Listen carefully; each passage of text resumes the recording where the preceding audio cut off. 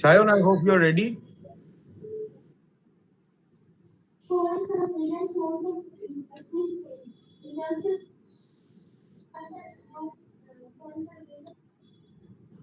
Okay, fine. Just a minute. Let me just set things up for a while.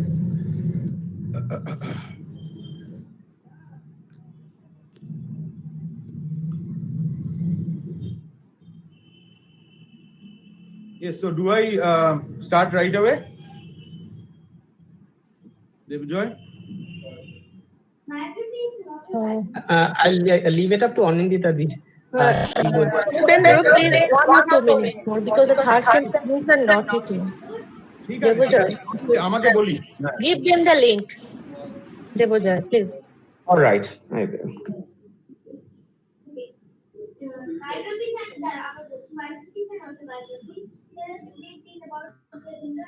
Their kingdoms, their people, battles they fought, the religions they followed, and many other things. Religious books ancient Indian history. Ancient Indian history. Ancient Indian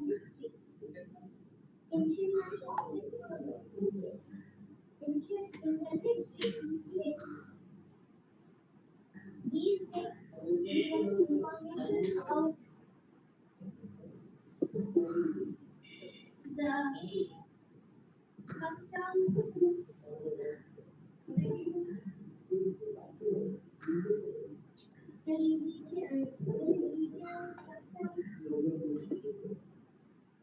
cultures, tradition of language, and many more things.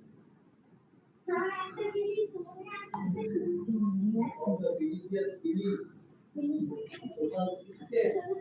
culture.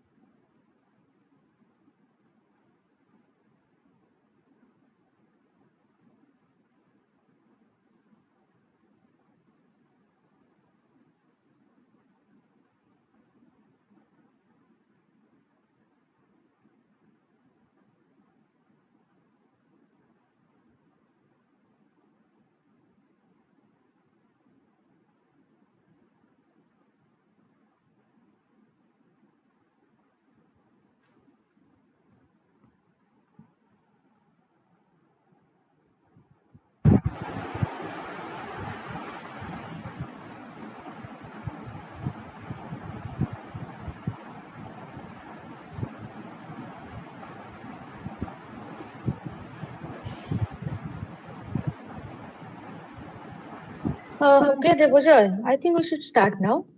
Soumipendra. Yes, I think we can start.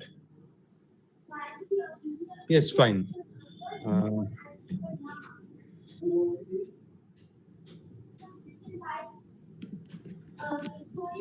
Right.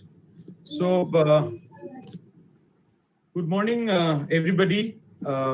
Once again, we are here. We meet once again. So this is Good morning. two of our lecture. that I started on 27th on Brecht and Life of Galileo.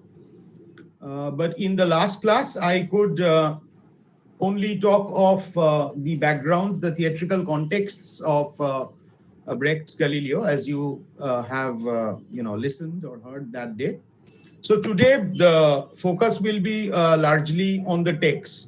আমার আরেকটা জিনিস আমার যেটা মনে হলো আগের দিনের পরে, তোমরা যেহেতু মানে মূলত আমি এটা স্টুডেন্টদের বলছি, তেমন কোনো প্রশ্ন তোমাদের কাছ থেকে আসেনি, এবং পরে আমি দেবজয় এবং অনিন্দিতার কাছ থেকে শুনলাম তোমাদের ভালো লেগেছে, so that is nice, but হয়তো বিষয়গুলো একটু নতুন ছিল। তো what I have decided today is I will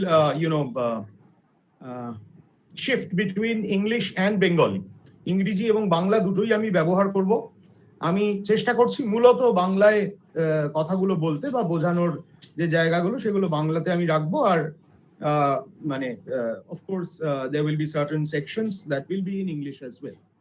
তাহলে আজকে আমাদের ফোকাসটা হবে, আগের দিন আমরা এপিক থিয়েটার অবধি এসেছিলাম, আমি মডার্নিজম নিয়ে কথা বলেছিলাম, কিভাবে একটা মডার্নিস্ট লিটারেচার তৈরি হচ্ছিল বিংশ শতাব্দীর গোড়ার দিকে, 20th সেঞ্চুরির শুরুর দিকে একটা মডার্নিস্ট লিটারেচার কিভাবে আসছিল, এবং সেখানে পেইন্টিং এর ভূমিকা কিরকম ছিল, ইন্ডাস্ট্রিয়াল রেভলিউশন বা দি এক্সটেনশন অফ টেকনোলজি কিভাবে হচ্ছিল, এবং এই জিনিসগুলো একসাথে, how this together were creating a new social order in terms of human living, in terms of human existence. এবং সেখানে আর্টের ভূমিকাটা কি এটা নিয়েও আমরা একটু কথা বলেছিলাম, which is extended onto the theater. আমরা বিভিন্ন ধরনের ইজমস থিয়েটারের ক্ষেত্রে দেখেছিলাম, আমরা রিয়ালিজম এবং ন্যাচারালিজমের একটা ডিস্টিংশন করেছিলাম। আমি কথা বলছিলাম যে ন্যাচারালিজম কিভাবে বা রিয়ালিজম এবং ন্যাচারালিজম কিভাবে 20th century stage, European stage মূলত সেটাকে টেক ওভার করছে, এবং এখানে একটা প্যান ইউরোপিয়ান ফেনোমেনন আমরা দেখতে পাচ্ছিলাম in terms of realism and naturalism. ঠিক আছে, সো দেখো একটা জিনিস একটু আমরা আজকে একটু ধীরে চলবো, এবং একটা জিনিস বোঝা দরকার যে এতদিন অবধি, মানে এতদিন বলতে ধরো আমরা যদি হিস্ট্রি অফ লিটারেচারটাকে ক্রনোলজিক্যালি দেখি, তাহলে এতদিন অবধি আমরা যে সময়গুলো পার করে এসেছি সেগুলো কিন্তু মূলত ব্রিটিশ লিটারেচার ছিল। এই জিনিসটা বোঝা দরকার যে ব্রিটিশ লিটারেচার বলতে আমরা literature that is produced from great Britain or from England এটাকে বুঝি। যত আমরা বিংশ শতাব্দী বা 20th সেঞ্চুরির দিকে এগিয়ে আসবো, তত কিন্তু লিটারেচারের পারভিউ, মানে ইংলিশ লিটারেচারের পারভিউটা বেড়ে যাচ্ছে, অর্থাৎ তার যে ব্যাপ্তি, তার যে রিচ, সেটা কিন্তু ওয়াইডেন্ড হচ্ছে জিওগ্রাফিক্যালি, ফিলোসফিক্যালি, পলিটিক্যালি, সব দিক থেকে। ঠিক আছে, আর একটা জিনিস যেটা খুব বেসিক, এগুলো I know, I think all of you know this, যে দেখো মানে ইংলিশ লিটারেচার আর ব্রিটিশ লিটারেচার দুটো কিন্তু এক নয়। আমরা যখন ইংলিশ লিটারেচার বলছি তখন আমরা মিন করছি literature in English. Now up to the middle of the 19th century, more or less, literature in English is equal to British literature. ঠিক আছে, কেবলমাত্র মেনল্যান্ড ব্রিটেন থেকে যে লিটারেচারটা প্রডিউসড হচ্ছে সেটাই ইংরেজি সাহিত্য, তার বাইরে আর কোনো ইংরেজি সাহিত্য নেই। অফকোর্স ততদিনে আমেরিকান লিটারেচার চলে এসেছে, which is also a part of the English literature. কিন্তু 20th সেঞ্চুরি থেকে এর একটা ব্যাপকভাবে ওয়াইডেনিং হচ্ছে, এবং আমরা 20th সেঞ্চুরি অনওয়ার্ডস বিভিন্ন যে কলোনিজ গুলো, যেগুলো ব্রিটেনের কলোনিজ বা ইংলিশ কলোনিজ, সেখানে কিন্তু ইংরেজিতে লেখালেখি শুরু হচ্ছে, অর্থাৎ the English language is used, is appropriated by the colonies, and they start coming up with what we often refer to as a post-colonial literature, which is also part of the English literature. So the canon of English literature is expanding. Now what we are talking of when we are talking of Brecht, ব্রেক্টের উচ্চারণটাও মাথায় রেখো, German শব্দগুলোর উচ্চারণ কিন্তু একটু অন্যরকম হয়, different. ব্রেক্ট বলা যায় অথবা ব্রেস্ট বলা যায়। ঠিক আছে, আমরা দুটো টার্মকেই ব্যবহার করে থাকি ইউজুয়ালি। ব্রেক্ট অ্যাকচুয়ালি ইংরেজিতে ক আর খর যে কম্বিনেশনটা জার্মানিতে সম্ভব, এটা কিন্তু ইংরেজিতে আসে না। তো ব্রেক্ট ইজ নট জাস্ট খ, but it is combination of ক and খ। কেউ কেউ ব্রেস্ট বলেন, ব্রেস্ট, বটল্ড ব্রেস্ট। নাও জার্মানিতে, ইউরোপ দেশগুলোতে এই 20th সেঞ্চুরি রিয়ালিস্টিক, ন্যাচারালিস্টিক, এক্সপ্রেশনিস্টিক, ইমপ্রেশনিস্টিক এবং অ্যাবসার্ড এই ধরনের নানান ধরনের লিটারেচার, থিয়েটার এমার্জ করছিল। আমরা দেখেছি 20th সেঞ্চুরি শুরুর দিকে কিভাবে ইউরোপিয়ান থিয়েটার পাল্টাচ্ছে, কিভাবে আমেরিকান থিয়েটারও কিন্তু ভীষণভাবে পাল্টাচ্ছে। এবং এটাও তোমাদের মাথায় রাখতে হবে যে টেনিসি উইলিয়ামস এর মতো লোকজন বা ইউজিন ওনিলদের মতো লোকজন, তারা আমেরিকান ড্রামা, মডার্ন আমেরিকান ড্রামার মানে পথ প্রদর্শক। আর্থার মিলার, তারাও কিন্তু is largely influenced by this simultaneous movements in Europe of realism, expressionism, symbol. একটা কোনো পার্টিকুলার ইজমকে আঁকড়ে থাকছে এমন কাউকে আইডেন্টিফাই করা কঠিন, ঠিক আছে? অর্থাৎ স্ট্রিনবার্গের মধ্যে, অগাস্ট স্ট্রিনবার্গ যিনি সুইডেন থেকে লিখছেন, অগাস্ট স্ট্রিনবার্গের মধ্যে কিন্তু আমরা যেমন সিম্বলিজম দেখতে পাই, তেমন আবার এক্সপ্রেশনিজম, রিয়ালিজমও লক্ষ্য করতে পারছি। তো এই শিফটস গুলো ক্রমাগত হতে থাকছে। ব্রেকটিয়ান থিয়েটার কিন্তু একটা মূলত পলিটিক্যাল থিয়েটার, এবং ব্রেক্ট কিন্তু যেমন একটা ধরো ট্র্যাডিশনাল ওয়েলমেড প্লের যে জায়গাটা, সেটার বিরোধিতা করছেন, সেটার বাইরে মুভ করছেন, ঠিক তেমনই কিন্তু ব্রেক্ট একই সঙ্গে ন্যাচারালিস্টিক এবং এই রিয়ালিস্টিক যে স্টেজ, তারও সেটাকেও রিজেক্ট করছে। যে কারণে ব্রেকটিয়ান থিয়েটারের থিওরি পরবর্তীকালে অত্যন্ত জনপ্রিয় হয়েছে, এবং মানে the future Brechtians have taken Brecht up very much in terms of their experiments. One of the major examples would be Peter Brook. Peter Brook আজও বেঁচে রয়েছেন। পিটার ব্রুকের যথেষ্ট বয়স হয়ে গেছে, কিন্তু Peter Brook is one of the leading post-modern Brechtians in European theater, in English drama. Now, so Brechtian theories have actually unsettled, have challenged, have questioned the norms of traditional theater in several ways. Epic theater যে definition আমরা আগের দিন দেখলাম, যে সেটা episodic মূলত, যে সেটা একটা ড্রামাটিক অ্যাকশনকে কাউন্টার করে থ্রু আ ন্যারেটিভ অ্যাকশন, এই আসপেক্টস গুলো ব্রেক্ট চিরকাল এক্সপেরিমেন্ট করে গেছেন তার নাটকের মধ্যে দিয়ে, ঠিক আছে? তো আজকে এবার আমরা okay, so Sayan, can we now start with our presentation?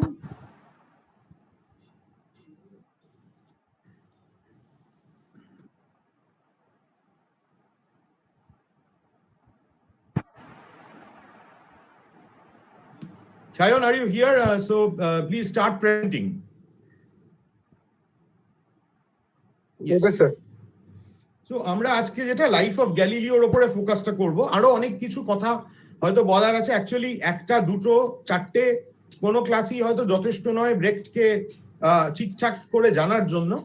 এক একটা ক্লাস যেটা করতে পারে, মানে what your teachers can do, including myself, including your teachers, I hope your teachers would also not mind this, যে আমরা কিন্তু we can only lead you towards a certain direction. We cannot completely deliver the whole thing. হ্যাঁ, তো ব্রেক্টেরও কিন্তু এরকমই একটা ধারণা ছিল যে ব্রেক্ট একটা পথের দিশা দিচ্ছেন। সো এই দিশাটা খুব important, the direction is very important. It is up to you, তোমরা ম্যাচিওর হচ্ছ, আস্তে আস্তে বড় হচ্ছ, এবারে কিন্তু তোমাদের নিজেদের পথটা এখান থেকে খুঁজে নিতে হবে, which is why I say it is never possible for any individual to really complete a particular aspect of anything. হ্যাঁ, আমাদের সিলেবাস থাকে, সিলেবাসের অংশ থাকে, কিন্তু সেগুলো সম্পূর্ণ তোমাকে নিজেকে করতে হবে, right? So Sayan, you okay, I didn't find this. হ্যাঁ, তুমি ওই প্রেজেন্টেশনটায় যাও। So life of Galileo, next slide. Yes, আমরা এবারে যেটা করব লাইফ অফ গ্যালিলিওর ক্ষেত্রে আমরা দুটো অ্যাপ্রোচ নিচ্ছি। প্রথমত, অফকোর্স গ্যালিলিও বলতে আমরা যাকে বুঝি, গ্যালিলিও গ্যালিলাই, তার হিস্টোরিক্যাল জায়গাটা আমরা একটু দেখব, এবং মানে দুটো আসপেক্ট থেকে দেখছি আমরা মূলত। আর একটা হচ্ছে ব্রেক্টের গ্যালিলিও। এটা কেন দরকার, এইভাবে কেন দেখছি তার কারণ you see the historical Galileo is not exactly the same as the Brechtian Galileo, or rather the Brechtian Galileo is not the same as the historical Galileo. Brecht takes liberties. Brecht has several historical inaccuracies actually in his play. So remember that the title Life of Galileo, as far as Brecht's play is concerned,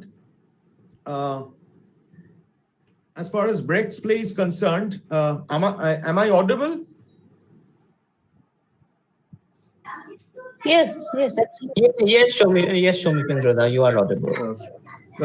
Fine. Shayan, whatever you said is fine. I got that. Let us move on.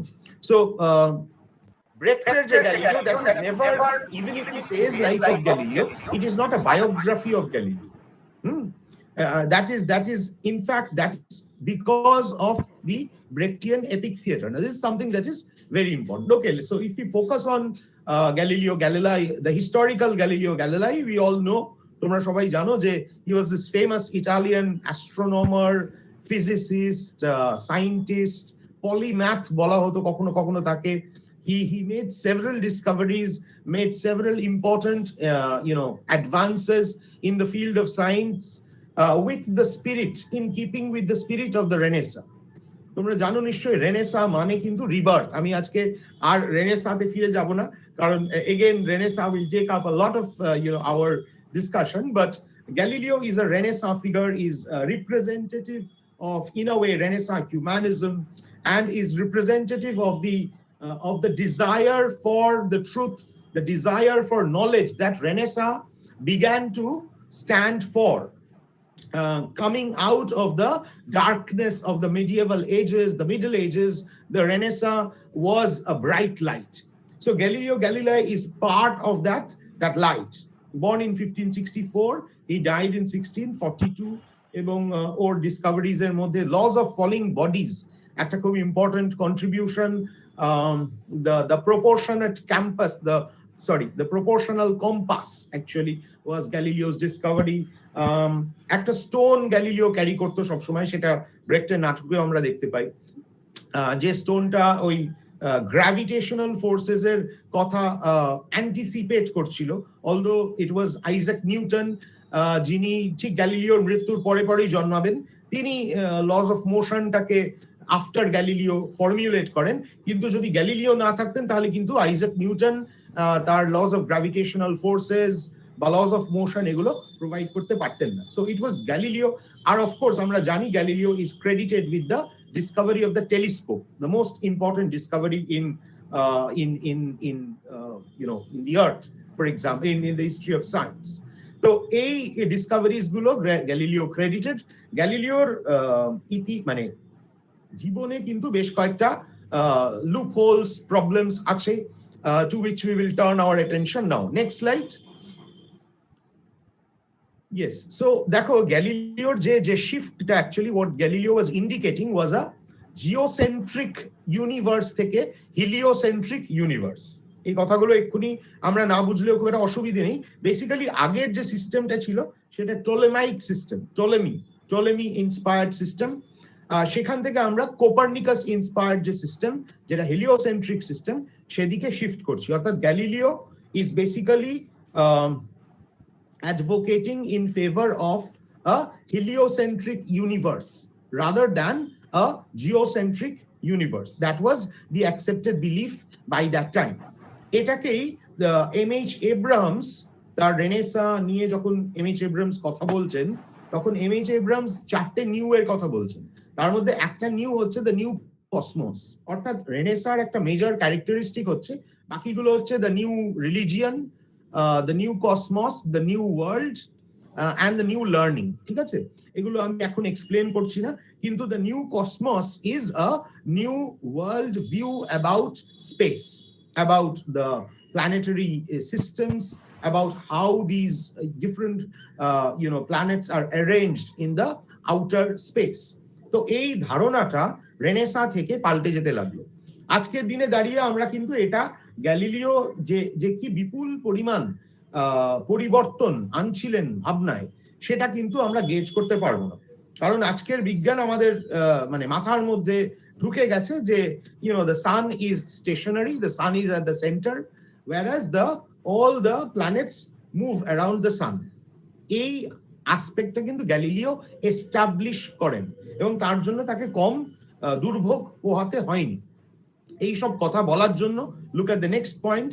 The matter was investigated by the Roman Inquisition in 1615, which concluded that heliocentrism was, I quote, foolish and absurd in philosophy and formally heretical, since it explicitly contradicts in many places the sense of Holy Scripture. Now, you see, I hope you're aware that the basic conflict was between Galileo and the church, and the Catholic Church, the Holy Church. Now, why would it be so? আমরা আজকে জানি যে religion is at its place, scientific discoveries are at their place. So why should it really come into clash? Because the religion, as we understand it today, was not what it was during the Renaissance. The religion, the church, the Catholic Church was influential in almost all spheres of life. Okay, so which is why it acted. দ্বিতীয় হচ্ছে দেখো, this view of the cosmos, the geocentric view of the cosmos, sees Earth at the center, sees man at the center. Therefore, man is the creation of God. God's greatest creation is man, and man, it is understandable theologically that man would be at the center of the universal system. Now, when you are saying that this is not the case, we are like other planets moving around the sun in a certain kind of an orbit, then immediately the emphasis on man, the creation of God, and therefore God is minimized, is demeaned, which the church cannot accept, at least at the during the Renaissance at that time.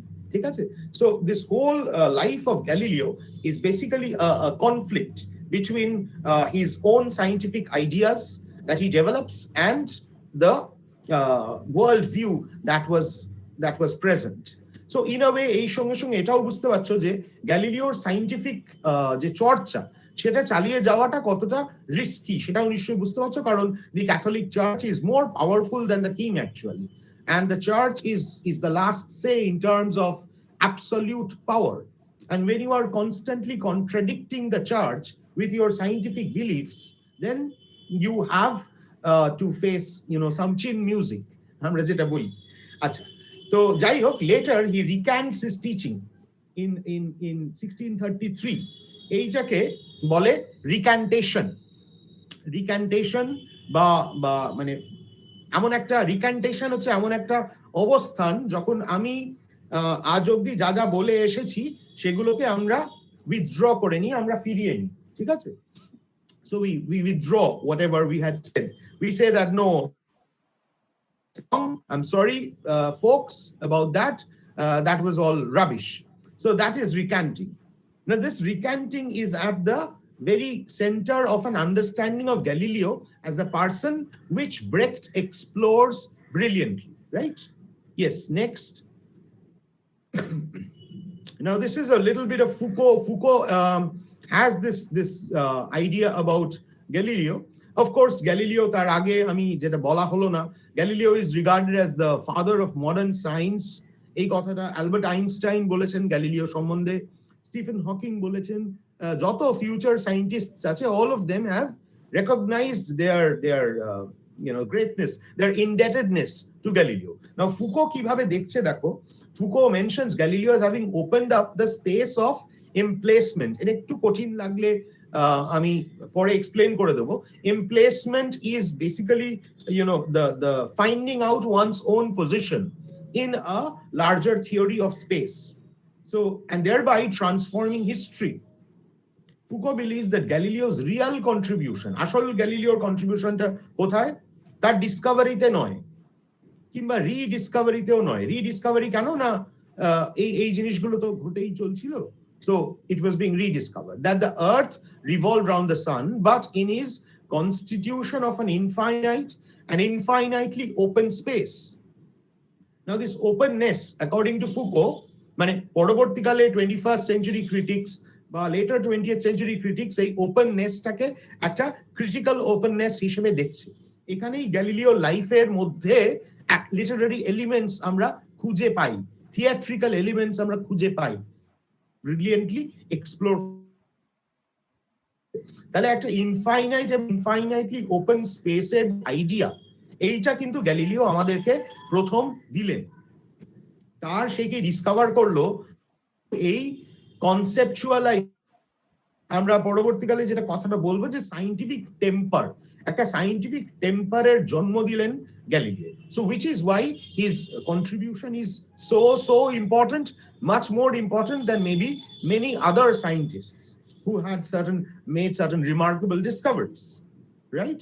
Okay, so next, এবারে আমরা আসি তাহলে, এই গেল Galileo, historical Galileo. এবারে আমরা ব্রেক্টের গ্যালিলিওতে আসি। সঙ্গে যে ছবিটা রয়েছে সেটা হচ্ছে বার্লিনার আনসাম্বলের বলছিলাম। বার্লিনার আনসাম্বল তোমরা জানো, হেলেন উইগেলের সঙ্গে গ্যালিলিও 1949-এ স্থাপন করেন, যখন তিনি অ্যাকচুয়ালি আমেরিকা থেকে ফিরে এলেন ইস্ট জার্মানিতে। এবং ব্রেক্টের গ্যালিলিও বার্লিনার আনসাম্বল কিছুদিন পরে এটা মঞ্চস্থ করবে। তো এটা হচ্ছে তার ছাত্র অ্যান্দ্রিয়া, তাদের একটা সিনের একটা ছবি তোমরা দেখছো। So what I want to emphasize here is that Brecht's Galileo is interestingly, significantly different from the historical Galileo that we know. এবং এখানেই ব্রেক্টের এপিক থিয়েটারের মূল্য, আমরা অ্যাজ স্টুডেন্টস আমরা যদি চাই বা আমি ক্রিটিক্যালি ইন্টারপ্রেট করতে চাই, তাহলে এই জিনিসটা কিন্তু আমাদের মাথায় রাখা খুব জরুরি। ব্রেক্ট যে গ্যালিলিওকে প্রেজেন্ট করছেন সেটা কিন্তু একটা entirely an authentic or a blind imitation of history, কিন্তু ক্রমাগত ইমিটেশন অফ হিস্ট্রির বিরোধী। কারণ ব্রেক্ট একটা ক্রিটিক্যাল সোসাইটি ইভলভ করতে চান না। এমন নয় যে গ্যালিলিওর মধ্যে যে কন্ট্রাডিকশনস গুলো রয়েছে সেগুলোকে তিনি মানে ব্রেক্ট দেখছেন না, রাদার সেই কন্ট্রাডিকশনস গুলোকে তিনি কিন্তু ফোরগ্রাউন্ড করছেন, ইম্পর্টেন্স দিচ্ছেন। ঠিক, দুই হচ্ছে সবচেয়ে ইম্পর্টেন্ট যেটা ব্রেক্টের গ্যালিলিও কিন্তু নন হিরোইক। এতক্ষণ অব্দি আমি যে কথাটা বললাম বা যে কথা বললাম, ধরো আইনস্টাইন কথাগুলো, the father of modern science, বা ফুকো যেভাবে গ্যালিলিওকে দেখছেন, তাতে কিন্তু গ্যালিলিওর মধ্যে একটা হিরোইজম থাকাটা খুব স্বাভাবিক। অর্থাৎ আমার গ্যালিলিওকে যে কি চোখে আমি আজকে দাঁড়িয়ে দেখব, মনে রাখবে মানুষের কিন্তু মানে আমাদের সবসময় আইডিয়ালস দরকার হয়, আর ক্রিয়েটেড। ঠিক আছে, আমি let us take a bad example, Sourav Ganguly. ঠিক আছে, Sourav Ganguly is an idol. We need Sourav Ganguly in order to champion, anticize the image of the Bengali playing out brilliantly in the international fields. খেয়াল করো, আমি কিন্তু কোনোভাবে তার কৃতিত্বকে ছোট করছি না বা খাটো করছি না, কিন্তু we need these idols. So Galileo ঠিক সেরকমই একজন, মানে অফকোর্স একজন সায়েন্টিফিক আইডল আমার দরকার। তাহলে আমাদের তাকে রোম্যান্টিসাইজ করার প্রবণতাটা কিন্তু অনেক বেশি হওয়ার কথা। ব্রেক্ট কিন্তু তা করেন না, এটাই হচ্ছে ব্রেক্টের মজা। ব্রেক্টের গ্যালিলিও হচ্ছে ভীষণভাবে একজন অ্যান্টি হিরো বলবো না, নন হিরোইক। তার অনেক কারণ আছে, সেগুলোতে আমরা যাচ্ছি। Yes, next. নাও এরপরে আমরা টেক্সট দেখো, যে কোনো ব্রেক্টিয়ান প্লেয়ের ক্ষেত্রে আমরা যেটা দেখি সেটা হচ্ছে যে there are several versions, কারণ ব্রেক্টের ক্ষেত্রে ফাইনাল বলে কিছু নেই। ব্রেক্টের ক্ষেত্রে সবসময় কিন্তু একটা নাটক হচ্ছে একটা process, it's a process of creation.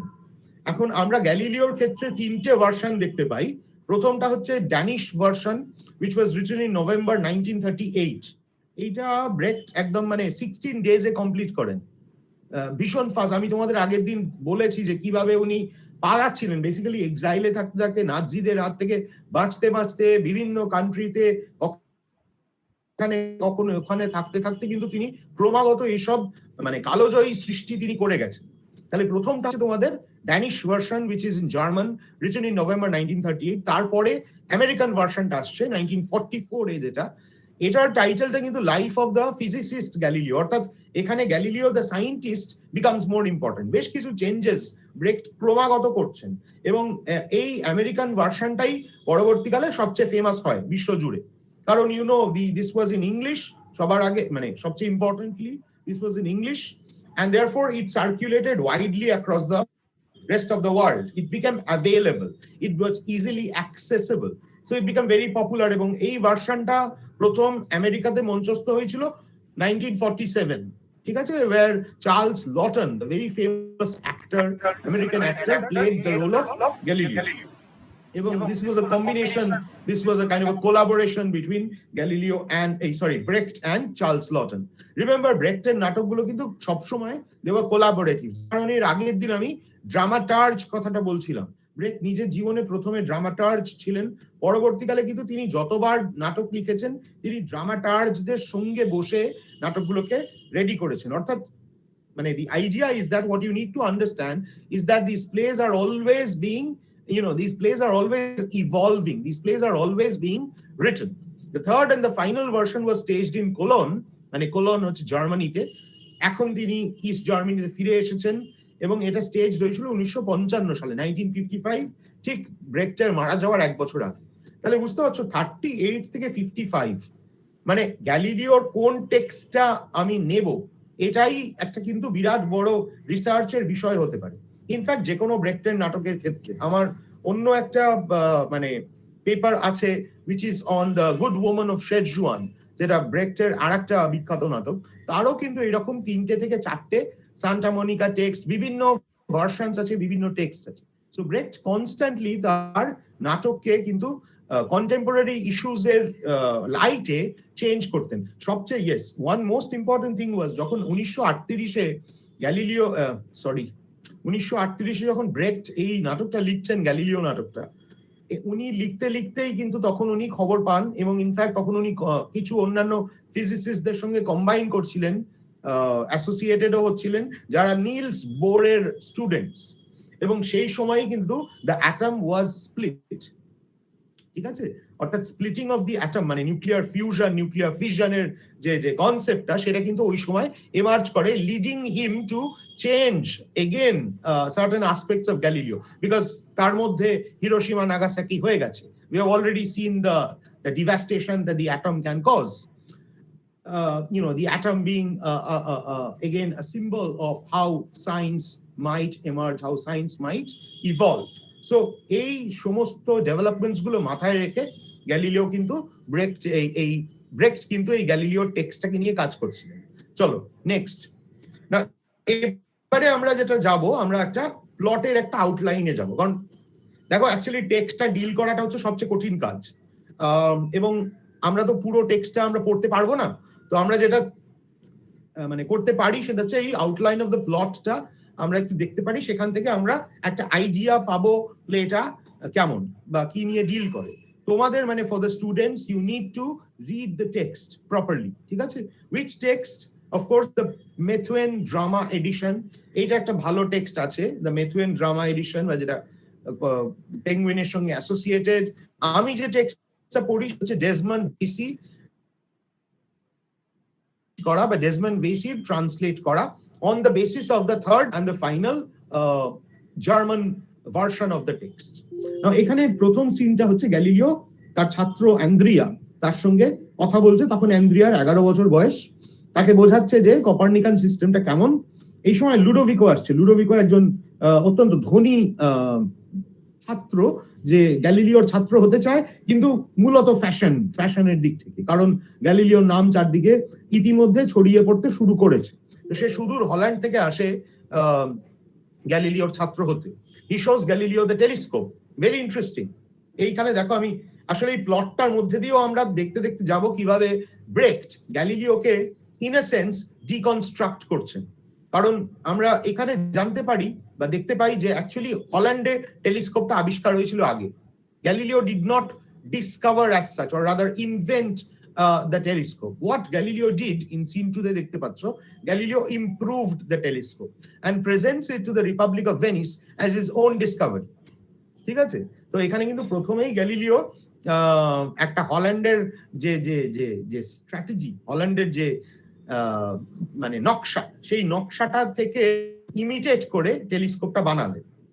Now scene 3 তে, but what is great about Galileo is that Galileo knows how to use it.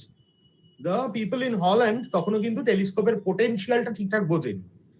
তো স্যাগ্রেদোকে চাঁদটা দেখাচ্ছে এবং প্রমাণ করছে যে চাঁদের মধ্যে পাহাড় থাকতে পারে, চাঁদের মধ্যে মানে অন্যান্য এই ধরনের আর্থের মতোই কিছু বডিজ থাকতে পারে, যেটা স্যাগ্রেদোকে অবাক করে দিচ্ছে। The curator finds out about Galileo's falsity.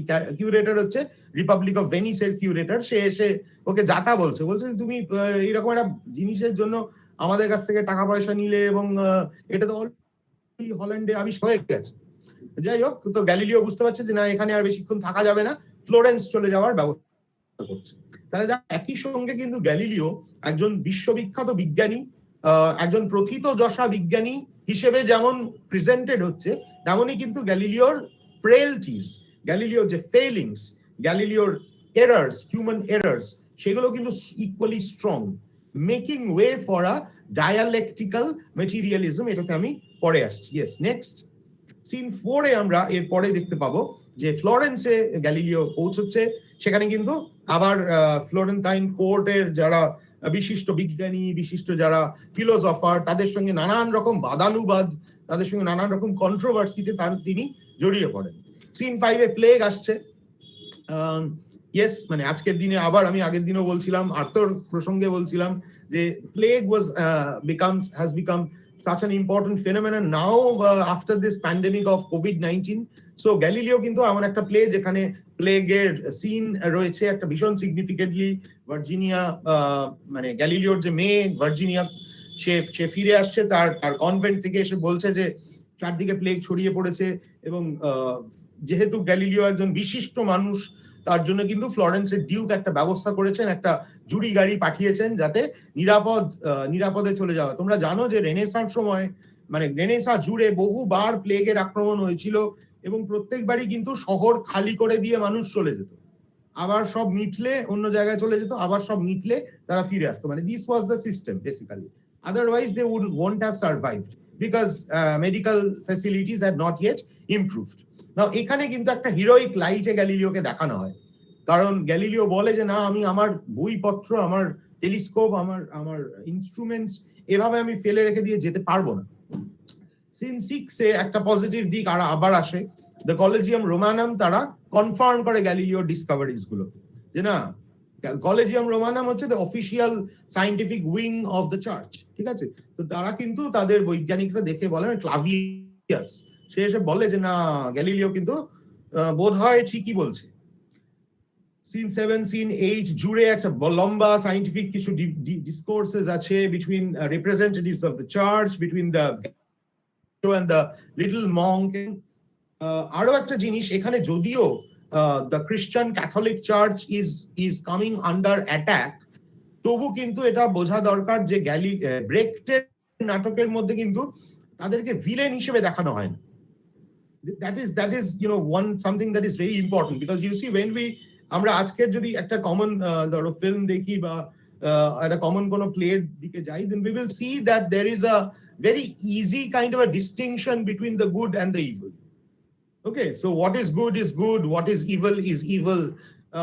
There's no overlapping, but in real life that hardly ever happens. The good is maybe full of certain evil elements, the evil may be full of certain good elements, right? So, and the real conflict in drama, the dialectics of Brechtian epic theater lies in these different standpoints that come and conflict against each other. So সেই scientific debates গুলো, সেটা cardinal বারবেরিনি, বেলারমিন বা little মঙ্কের সঙ্গে গ্যালিলিওর যে debates গুলো, সেগুলোর মধ্যে আমরা দেখতে পাই।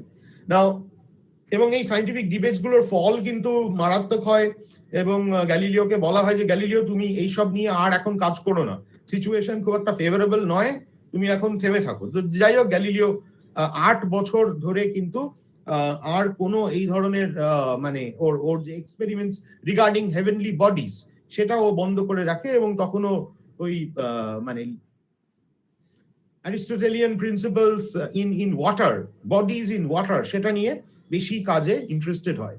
যাই হোক, তারপরে খবর আসে যে নতুন পোপ হচ্ছেন কার্ডিনাল বারবেরিনি, যে অ্যাকচুয়ালি গ্যালিলিওর বন্ধু ছিল কোনো সময়। তিনি একজন ম্যাথামেটিশিয়ান। এই খবরে উৎসাহিত হয়ে আবার কিন্তু গ্যালিলিও তার ওই মানে সায়েন্টিফিক চর্চা শুরু করে দেয়। সিন 10 হচ্ছে কার্নিভাল সিন। এটা একটা ভীষণ ফেমাস সিন। এই সিনটায় বিভিন্ন প্রোডাকশন বিভিন্ন রকম ভাবে দেখিয়েছে, কিন্তু মূলত গ্যালিলিওর নাটকে যেটা বলা হয় যে একটা বাঘ, এবং সেই বাঘ কার্নিভাল হচ্ছে, এবং কার্নিভাল বিষয়বস্তু, গানের বিষয়বস্তু অপেরা, ব্যালাড সিং গাইছে। কারণ গ্যালিলিও একটা ওয়ার্ল্ড ভিউ, যে ওয়ার্ল্ড ভিউটা কিন্তু change the way we look at the whole world, right? Next, scene 11, scene 12, controversies cholte thake, popularity of Leo increase korte thake.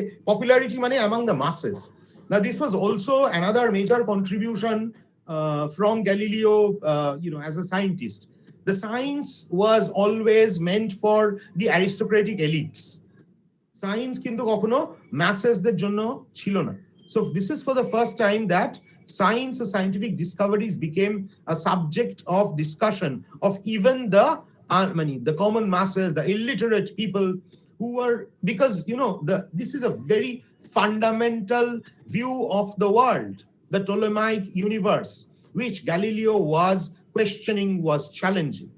এবং গ্যালিলিওর যে ধারণা, বা গ্যালিলিওর ধারণা বলবো না, গ্যালিলিও যেটা টেলিস্কোপ দেখে প্রমাণ করে দিল যে the earth is moving around the sun, a sense of movement was constantly a subject of much debate. কারণ মানে আজও দেখবে বাচ্চারা বলে, কই আমি যে ঘুরছি আমি তো বুঝতে পারছি না, অথচ পৃথিবী তো দুটো সাইমালটেনিয়াস মুভমেন্ট এই মুহূর্তে হচ্ছে, তাই না? একটা রোটেশন, একটা রেভলিউশন, দুটো সাইমালটেনিয়াস মুভমেন্ট হচ্ছে।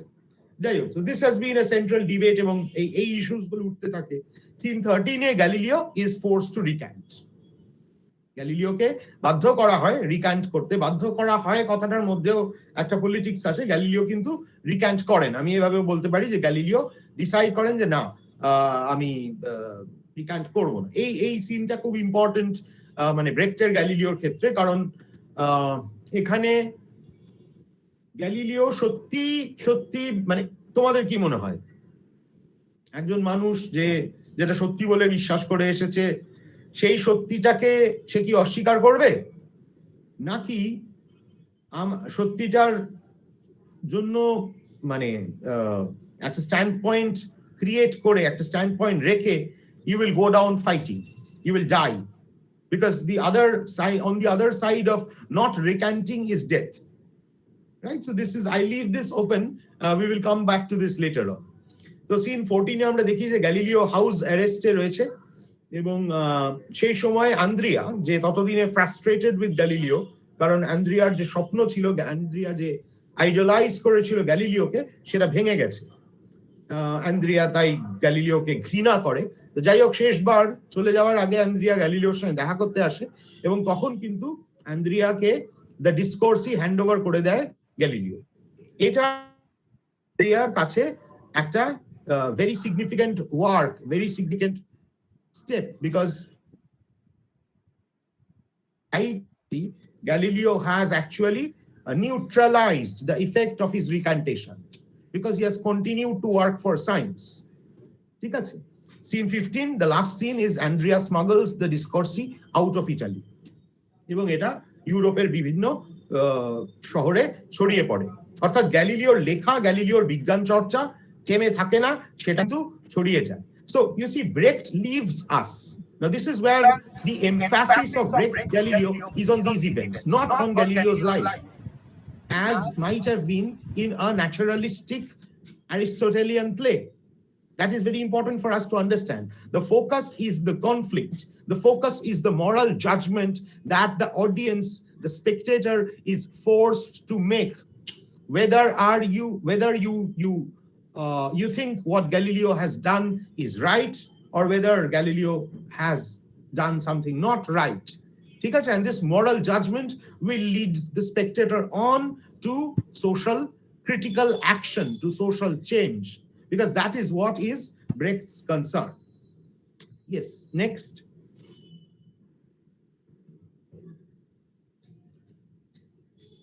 Again, it is difficult to really go through all of the text, but আমি কয়েকটা ভীষণ ফেমাস কিছু লাইনস এখানে তুলে ধরেছি।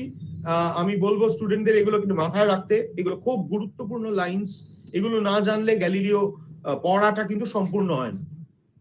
But now we say, because it is so, it will not remain so. For everything moves, my boy. কত ছোট্ট কথা। যখন গ্যালিলিও ছোট অ্যান্দ্রিয়াকে বোঝাচ্ছে যে কোপার্নিকান সিস্টেমটা কেমন, তখন গ্যালিলিও এই কথা বলছে যে আজ এমনটা আছে। এটা আমরা অ্যাকচুয়ালি আমার যেটা আজকে প্ল্যান আছে, আমার একটু হয়তো বেশি সময় চেয়ে নেবো কাছ থেকে, কারণ আমাকে অনিন্দিতা বলেছিল যে আমাদের অ্যাকচুয়ালি একটা গ্যালিলিও প্রোডাকশন, হ্যাঁ আমাদের একটা গ্যালিলিওর প্রোডাকশন আছে, তো সেই প্রোডাকশনের কিছু ক্লিপিংস আমি আজকে দেখাতে চাইবো, এবং আমরা কিভাবে লাইফ অফ গ্যালিলিওকে দেখছিলাম, how are we interpreting this from the perspective of 2018, we did this play in 2018, আজকের দিনে দাঁড়িয়ে কিভাবে আমরা এই নাটকটাকে দেখছিলাম সেটা আমরা একটু শেয়ার করে নেব এই যাওয়ার পরে। ওকে, সো তাহলে এটা একটা। তারপরে আরেকটা দেখো, আবার অ্যান্দ্রিয়াকে বলছে ইউ সি অ্যান্দ্রিয়া বলছে যে কিন্তু আমি তো মানে I can see that the world, I mean sorry, the earth is and the sun is going around us, because that is what we can see. সূর্য পূব দিকে উঠছে, পশ্চিম দিকে অস্ত যাচ্ছে। So that is what, তার উত্তরে গ্যালিলিও কি বলছে দেখো, you see, what do you see? You see nothing, you only goggle. Goggling is not seeing. অর্থাৎ এটাকে দেখা, আমরা এটা আমার যে ট্রান্সলেশনটা আমরা যেটা করেছিলাম, মানে আমি এই প্রোডাকশনটার জন্য এই ডেজমন্ড ভিসির ভার্সনটা থেকে বাংলা অনুবাদটা আমি করি। তো আমরা এটা করেছিলাম, চেয়ে থাকা, কেবলমাত্র চেয়ে থাকাকে দেখা বলে না, ঠিক আছে?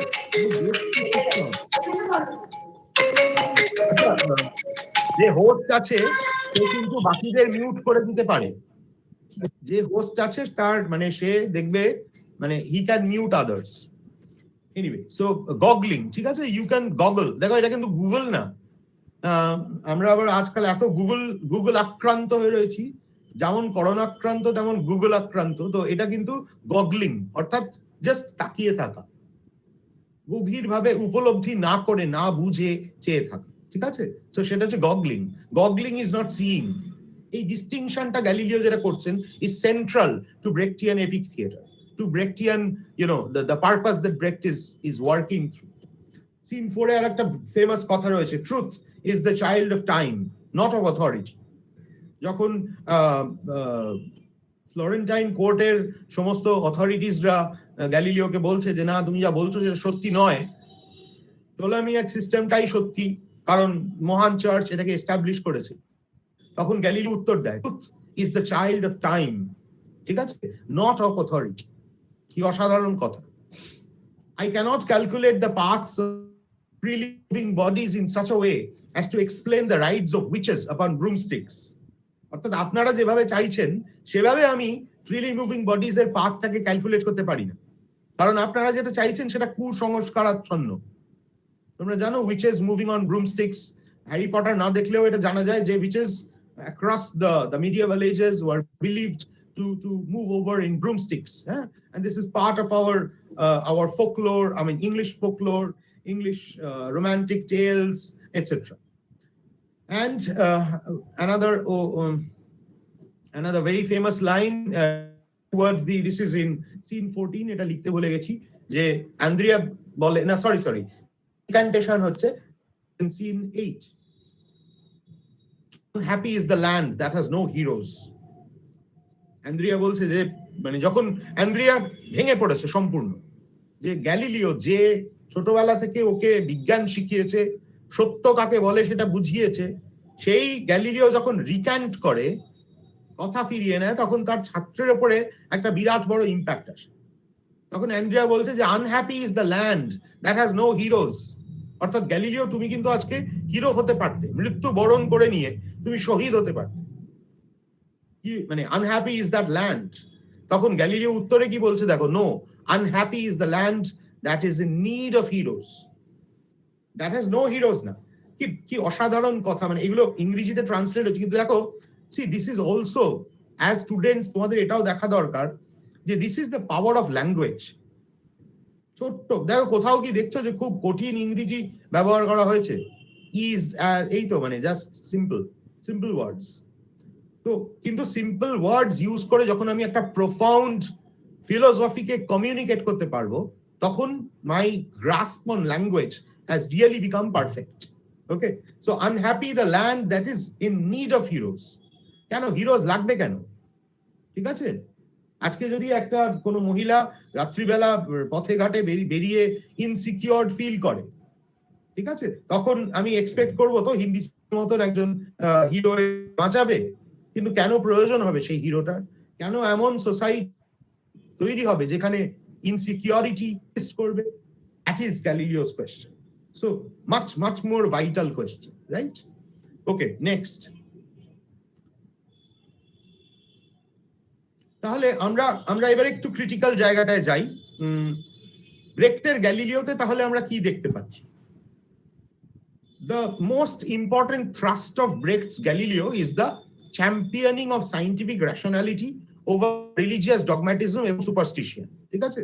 The championing of scientific rationality over religious dogmatism and superstition. The birth of the scientific temper. এই কথাটাই আমি বলছিলাম যে কেবলমাত্র আমার কোনো ডিসকভারি নয়, কিন্তু একটা সায়েন্টিফিক টেম্পার, একটা সায়েন্টিফিক ওয়ে অফ লুকিং, তার জন্ম হচ্ছে। এবং এটা কিন্তু কেবলমাত্র সায়েন্সের বিষয় নয়, এখানেই আসছে একটা ক্রিটিক্যাল এস্থেটিক্স এর প্রশ্ন। একটা critical aesthetics that asks the spectator to doubt age old traditions and thereby be an active agent in social change. এই কথাটা খুব ইম্পর্টেন্ট, কারণ this is where Galileo, the life of Galileo, Brecht's Galileo becomes connected with the idea of epic theater. ঠিক আছে, কারণ একটা বৈজ্ঞানিক দৃষ্টিভঙ্গি আসলে একটা ক্রিটিক্যাল এস্থেটিক্স। কারণ মনে রাখবে বিংশ শতাব্দীর গোড়ার দিকে এবং আজও বিজ্ঞানের সঙ্গে কিন্তু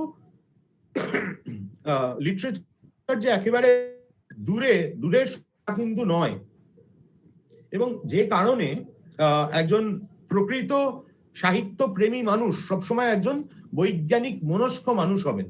that is what Brecht was also trying to emphasise. এবং এটাও বোঝো যে that asks the spectator to doubt age old traditions. তাহলে এই ন্যাচারালিস্টিক থিয়েটারের ট্র্যাডিশন, তাকে ডাউট করো, কারণ theatre is an agent of social change. It is not meant only for entertainment, যদিও ব্রেক্ট emphasized entertainment, আমি সেটা পরে আসছি। and that is where dialectical materialism comes in. dialectical materialism হচ্ছে একটা মার্কসিস্ট থিওরির একটা ভেরি ইম্পর্টেন্ট কনসেপ্ট, যেখানে একটা ডায়ালেকটিক্যাল অর্থাৎ একটা দ্বন্দ্বমূলক রিলেশনশিপ থাকে, এবং ব্রেকটিয়ান থিয়েটারের মধ্যে এই দ্বন্দ্বমূলক যে সম্পর্ক, বস্তুবাদ, ম্যাটেরিয়ালিজম হচ্ছে বস্তুবাদ, তো দ্বন্দ্বমূলক বস্তুবাদ কিন্তু ব্রেকটিয়ান যে মার্কসিস্ট থিয়েটার তার যে ভিউ সেটাকে রিফ্লেক্ট করে।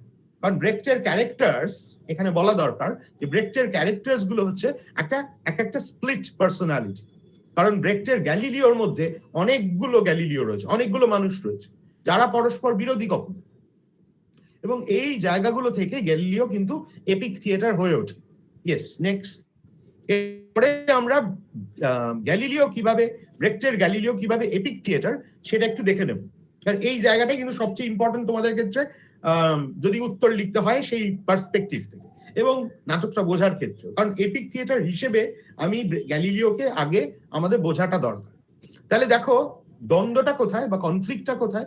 The presentation of arguments and reasoning as opposed to emotions and feeling. তাহলে একদিকে ইমোশনস এবং ফিলিং, যেটা ন্যাচারালিস্টিক থিয়েটার এতদিন করে এসেছে, তার আগে ট্র্যাডিশনাল থিয়েটার করে এসেছে। তো তার বিপরীতে ব্রেকটিয়ান থিয়েটার কি করছে, আর্গুমেন্টস এবং রিজনিং কে প্রেজেন্ট করছে। এটা কিন্তু এপিক থিয়েটারের একটা বড় আসপেক্ট। তো কিভাবে ইমোশনস এন্ড ফিলিংস থাকবে না, কারণ গ্যালিলিওর লাইফটা তো ক্রনোলজিক্যালি ডেসক্রাইব হয় না। গ্যালিলিওর লাইফটা ক্রনোলজিক্যালি ডেসক্রাইব, আমি আগেই বলেছি যে এই নাটকটা গ্যালিলিওর লাইফ অফ গ্যালিলিও নয়, আসলে একটা সাইন্টিফিক টেম্পারের জন্ম কিভাবে হয়, একটা রিলিজিয়াস ডগম্যাটিজমের বিরুদ্ধে দাঁড়িয়ে তার একটা এমফাসিস।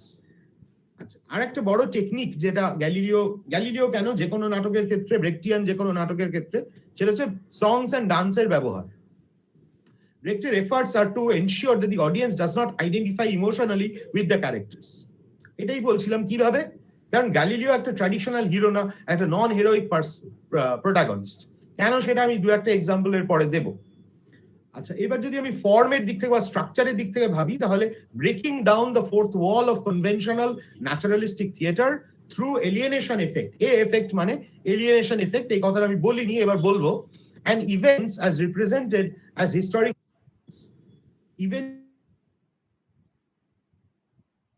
incidents হিসেবে রিপ্রেজেন্টেড হয়, ক্রনোলজিক্যালি একটার পর একটা করে করে মুভ করে না, ঠিক আছে? এবং breaking down of the fourth wall of conventional naturalistic theatre. Now what is this fourth wall of conventional naturalistic theater? এটা কারোর আইডিয়া আছে? আমি একটু থামছি, মানে can anyone answer this? Fourth wall সম্বন্ধে কারোর কোনো আইডিয়া আছে? যে যদি কেউ বলতে চাও বলতে পারো।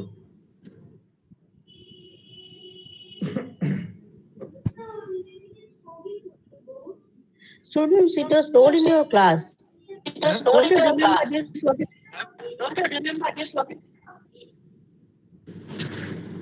ম্যাম আমি কি বলতে পারি?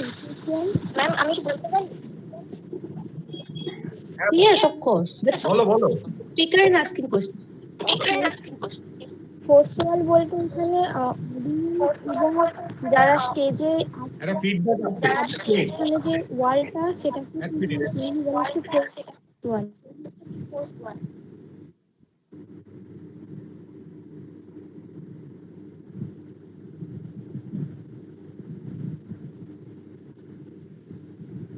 আরেকবার বলো। বলছি যে অডিয়েন্স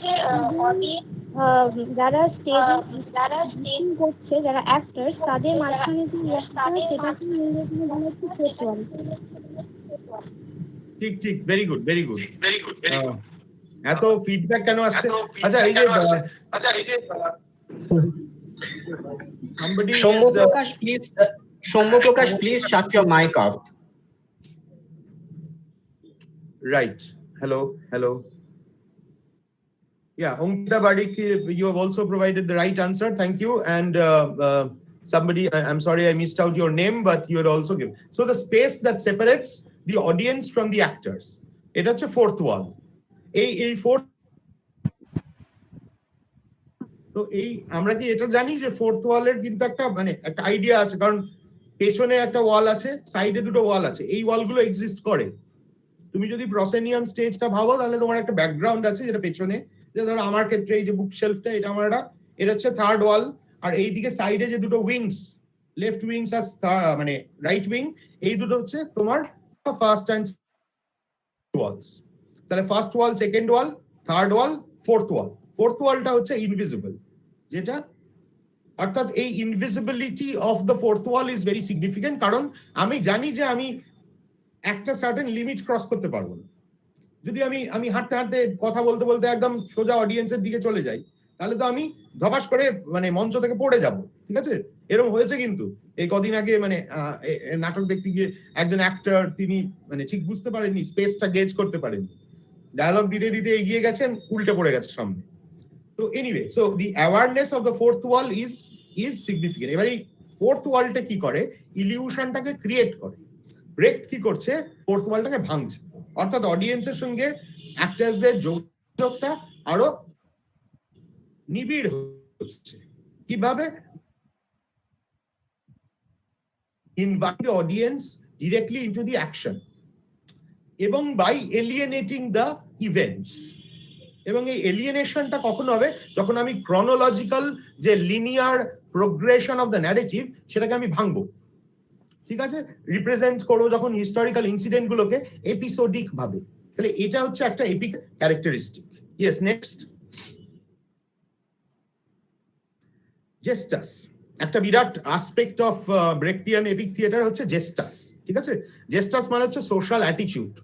দেখো ক্যারেক্টাররা এখানে একটা অ্যাটিটিউডকে রিপ্রেজেন্ট করে এগেইনস্ট লাইফ লাইক ইম্পারসোনেশন, ঠিক আছে, যেটা অ্যাকচুয়ালি স্পেক্টেটরকে ন্যাচারালিস্টিক ওয়েল মেড প্লে থেকে সরিয়ে দেয়। জেস্টাস কি করে? এনার্জাইজ করে স্পেক্টেটরকে to continue the text outside the theatre, says Iris Smith. হ্যাঁ, মরাল কনক্লুশনস এর দিকে নিয়ে যায় তোমাকে ন্যাচারালিস্টিক থিয়েটার। সেখানে কিন্তু গ্যালিলিওর মতো নাটকের অডিয়েন্স তারা ইলিউশনস এবং therefore the question of reality is made aware of the audience till the end, and therefore that is happening through Gestus. হ্যাঁ, তারপর Gestus আরেকটু আমরা এরপরে যাব, Gestusটা একটু বোঝার চেষ্টা করব। এই Gestusের এক্সাম্পল বা ধরো এলিয়েনেশনের এক্সাম্পল হিসেবে আমি কয়েকটা জায়গাকে হাইলাইট করব বা করতে চাইবো। সেটা হচ্ছে গ্যালিলিওর অ্যাটিটিউড টু ভার্জিনিয়া। তোমরা জানো গ্যালিলিওর অ্যাটিটিউড টু ভার্জিনিয়া কিন্তু ভীষণ ডিমিনিং, ভীষণ sexist, so which is unexpected from a hero, right? কারণ ভার্জিনিয়া যখন একবার বলে যে আচ্ছা can I see through the telescope once, তখন গ্যালিলিও কেন একদম শান করে দিচ্ছে যে তুমি what would you see in the telescope?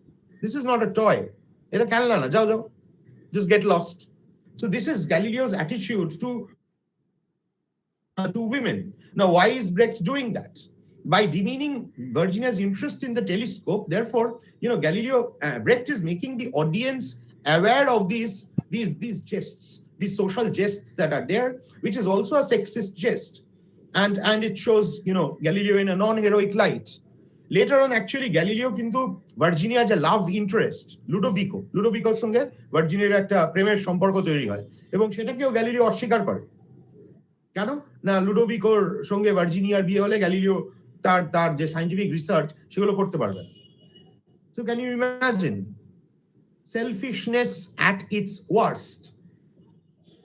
He is ready to forsake. He is not even concerned with his daughter's love, his daughter's future, his daughter's life, but he is only concerned with his own experiments. That is how Galileo is presented. Scene 6, আর একটা ভীষণ important জায়গা, যেখানে একটা ভীষণ tense moment, কারণ college রোমানাম এবং ক্লাভিয়াস এখানে জানাবে যে whether Galileo's experiments have been accepted or not as right. So অন্য ন্যাচারাল প্লে হলে এটাকে একটা ভীষণ ক্লাইম্যাটিক তীরের মতো করে টেনশন দিয়ে বিল্ড আপ করা হতো, কিন্তু এখানে ব্রেকট পুরোপুরি সেই জিনিসটা ভাঙে। কারণ এই সিনটা বলছে যে এটা একটা boisterous scene, it begins with hilarious laughter, stage direction বলছে, and the atmosphere is very boisterous. So the purpose is to satirize the seriousness of the action and interrupt linearity of the text, so that the audience can form its own judgments rather than be emotionally tense whether Galileo's hypothesis will be accepted or not. So you see how the laughter and the songs and the dances are used as devices of epic theatre. Rhetorical device, imagery, rhetorical device used হয় narrative dramatic plot-এর বিরোধে, মানে উল্টো দিকে দাঁড়িয়ে আছে narrative plot, implicit এবং explicit inversions হয়। কিরকম inversions? মানে ধরো the sun is at the center of the universe. No, the earth is at the center of the universe. The earth is at the center of the universe. No, the sun is at the center. So এই ধরনের basic কিছু fundamental scientific কনসেপ্টসের inversion, এই ইনভার্সনস গুলো আবার একটা social চেঞ্জকে signify করে। This is what is important. তার মানে গ্যালিলিওর সায়েন্সটা becomes a model for Brecht to criticise. যখন হবে আমি তার অপেক্ষায় রইব। Please tell me, আমার কারেন্ট চলে গেছে, please tell me if I have lost connection. Yes, Soumitra, we missed about the last two sentences that you were saying. So am I audible now? Yes, sir. you are. Right. So I just try to say that these inversions are important because the inversion of a worldview with the what was earlier seen with the earth at its center becomes now the sun at its center. So inversions are also very structured. And these structures, these inversions are also about social change in contemporary life, in contemporary days. Right, so এই ধরনের basic কিছু social change এর দিকে আমরা যাব through this ইনভার্সনস, এটা গ্যালিলিওতে দেখানো হচ্ছে। বুঝতে পারলাম। Yes, next. দেখানোর দিক থেকে অনেক কিছু শুরু হয়ে জেস্টাসে আমি এত ডিটেইলসে যাব না, বাট জেস্টাস হচ্ছে ব্রেখটিয়ান অ্যাক্টিং এর একটা অ্যাসপেক্ট, এবং জেস্টাসে বেসিক্যালি দুটো পার্ট আছে। এই যেটা সেকেন্ড পয়েন্ট তোমরা দেখতে পাচ্ছ, জেস্চার প্লাস জিস্ট। অর্থাৎ জিস্ট মানে what is the basic story line of the character, এবং তার সঙ্গে একটা জেস্চার অ্যাড। এটা হচ্ছে ব্রেখটিয়ান অ্যাক্টিং এর একটা স্টাইল। নেক্সট, এবারে আমরা একটু ব্রেখটিয়ান অ্যাক্টিং এর কথাটা দেখবো, কারণ ব্রেখটিয়ান অ্যাক্টিং কিন্তু অন্য অ্যাক্টিং এর থেকে আলাদা। ইমোশনাল ইনভলভমেন্ট নেই। যে বলছিলাম আগের দিন যে ক্যারেক্টারটা হয়ে উঠতে হবে, আমাকে এমন ভাবে বলতে হবে যেন আমি ক্যারেক্টারটাই হয়ে গেলাম, সেটা কিন্তু হচ্ছে না। ঠিক আছে, so prefix he said, she said এভাবে কর। অ্যাক্টিং ইন কোটেশন মার্ক, যেটা মার্টিন এসলিন বলছে, এটা স্তানিস্লাভস্কি মেথড থেকে আলাদা। কারণ স্তানিস্লাভস্কি মেথড হচ্ছে আমেরিকান, এবং মেথড অ্যাক্টিং বলা হয় based on realism, emphasis on voice, concentration, memory, Stanislavski. শুধুমাত্র কি আচ্ছা, একটা এক্সাম্পল, ইন্টারেস্টিং একটা এক্সাম্পল এটা ব্রেখটিয়ান অ্যাক্টিং এর। এটা যখন গ্যালিলিও লাইফ অফ গ্যালিলিও যখন বার্নিলার আনসাম্বল করছে, তখন আর্নেস্ট বুশ, একজন বিশিষ্ট সেই সময় জার্মান অভিনেতা, তিনি গ্যালিলিও করছেন। তো হাইনার মুলার এই গল্পটা বলছে যে ব্রেক ইনসিস্ট করছিল যে বুশ এমন ভাবে অভিনয়টা করবে যে Bush was playing a criminal, but her Brecht, Bush would contend, you didn't write that. ঠিক আছে, বুঝতে পারছি যে what মানে the language or the words that Brecht has written is not enough to communicate this. Yeah, next. কিন্তু আপনি কেন phone করেছেন এটা আমার জানার দরকার। এইবারে আমরা আসছি হচ্ছে বার ফ্রম ড্রিমস এফেক্ট বা এলিয়েনেশন এফেক্ট। এটাকেই বলে এলিয়েনেশন বা ইন অর্ডার ক্রিয়েট দিস তো আচরণ দেখতে হলে effects of the epic theater, the device used by Brecht is that of alienation. এই এলিয়েনেশন কিছুই না, এক ধরনের ডিসটেন্সিং, এক ধরনের এস্ট্রেঞ্জমেন্ট। ঠিক আছে, away from what is common. এইটা এলিয়েনেশনের টেকনিক। এটা দুভাবে হয়, একটা হচ্ছে one is by breaking down the action, যেটা আমরা অলরেডি ডিসকাস করেছি এপিসোডিক ইভেন্টস এর মধ্যে দিয়ে। গ্যালিলিওর লাইফের অ্যাকশনস গুলোকে কন্টিনিউয়াসলি না দেখিয়ে গ্যালিলিওর সায়েন্টিফিক ডিসকভারির ইম্পর্টেন্স গুলোকে এমফাসাইজ করে এবং তার কনটেক্সটে লাইফটাকে দেখে। এটা হচ্ছে তোমার এক ধরনের এলিয়েনেশন, এক ধরনের breaking down. Songs and dances repeatedly use কর, এটা এক ধরনের এলিয়েনেশন। মেসেজেস গুলোকে প্ল্যাকার্ডসে দেখানো, স্ক্রিনসে দেখানো, এটা এক ধরনের এলিয়েনেশন। সবচেয়ে বড় এলিয়েনেশন হচ্ছে সাবজেক্ট ম্যাটার। Because খেয়াল করবে, if you look at the Caucasian chalk circle, if you look at the mother courage, if you look at the resistible rise of Arturo Ui, if you look at the good person of Szechuan, none of these are based in Germany. একটা নাটক কিন্তু জার্মানিতে নয়, মানে জার্মানির এই সময়ের লেখা পরিপ্রেক্ষিতে লেখা নাটক নয়। কেন না? এস্ট্রেঞ্জমেন্ট, ডিসটেন্সিং। এই ডিসটেন্সিংটা না থাকলে ব্রেক মনে করতেন যে দ্য ক্রিটিক্যাল ফ্যাকাল্টিজ জাগ্রত হবে না, কারণ টু ক্লোজ হয়ে যাবে অডিয়েন্সের ক্ষেত্রে। বুঝতে পারছো? তাহলে গ্যালিলিও কে না ইটালিয়ান একজন বিজ্ঞানী, কোন সময়ে না রেনেসাঁস সময়, অর্থাৎ স্পেস এন্ড টাইমের ডিসটেন্সিংটা কিন্তু ভীষণ ইম্পর্টেন্ট হয়ে দাঁড়ায়। আচ্ছা, এই এলিয়েনেশনের আইডিয়াটা উনি চাইনিজ থিয়েটার থেকে পান। এটা একটা বিরাট বড় স্টোরি, এটা আমি যাচ্ছি না, তোমরা দেখতে পাচ্ছ। এবং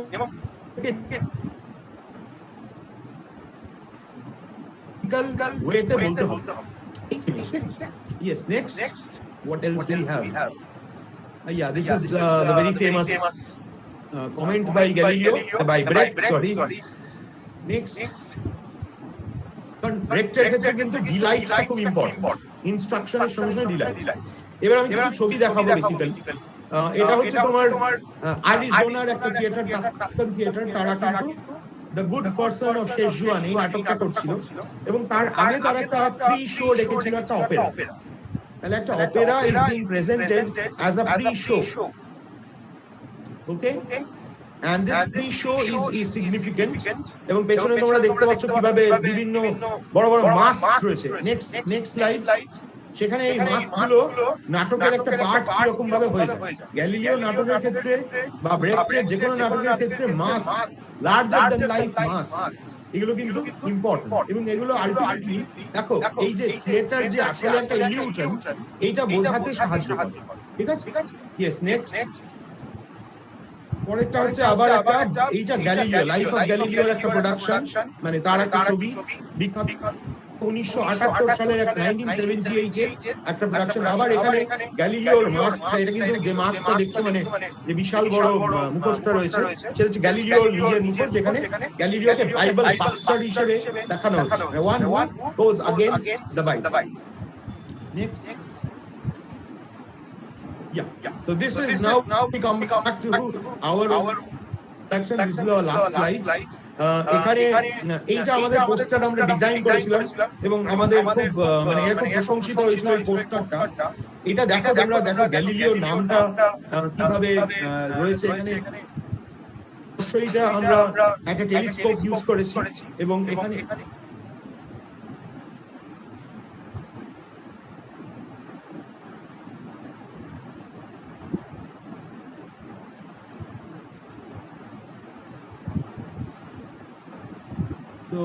I'm sorry. Yeah, the conflict between religion on the one hand and science on the other is, I think, communicated here.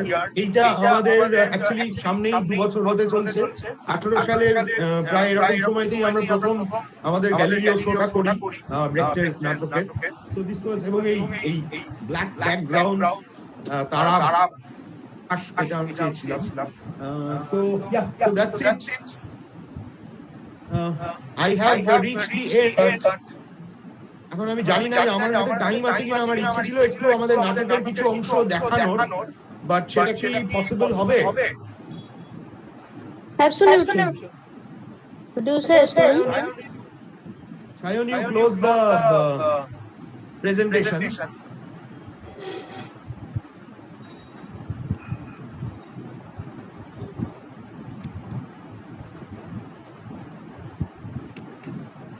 So you think মানে তোমরা কি ইন্টারেস্ট নাকি ছেড়ে দেবো, কারণ অনেকটাই সময়ও বোধহয় হয়ে গেছে, আর না হলে এমনি 10-15 মিনিট আমি আরেকটু নিতে পারি তাহলে।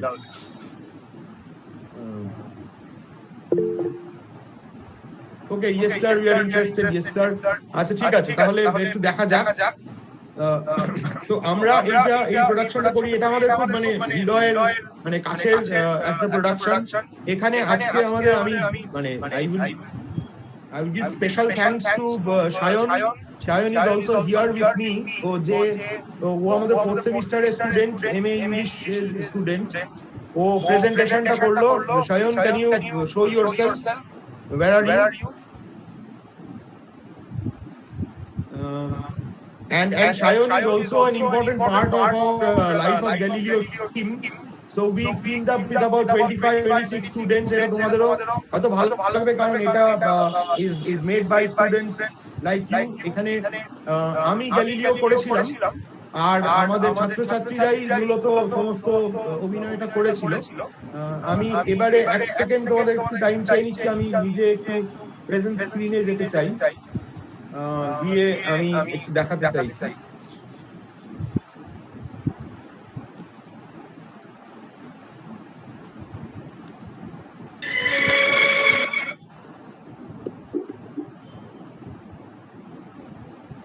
হ্যাঁ, তো আমরা এটা আশা করি তোমরা দেখতে পাচ্ছ।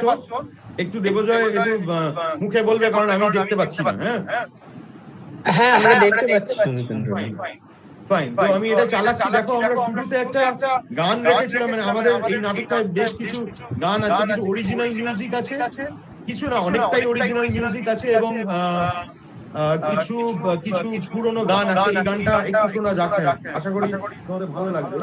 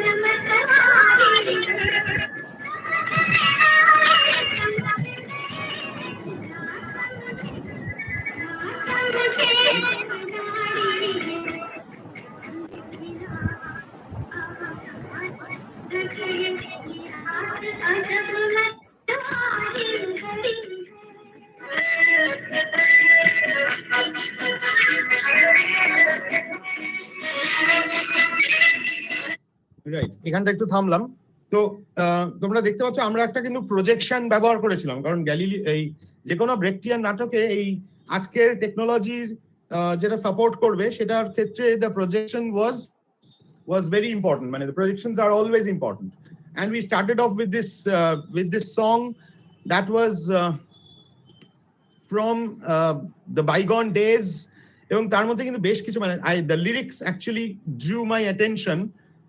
wo chand khila, এবং মানে the moon is making some gestures, is giving certain signals, and you just need to understand that. So I found that is something that is very critically connected to Galileo and the idea of the play.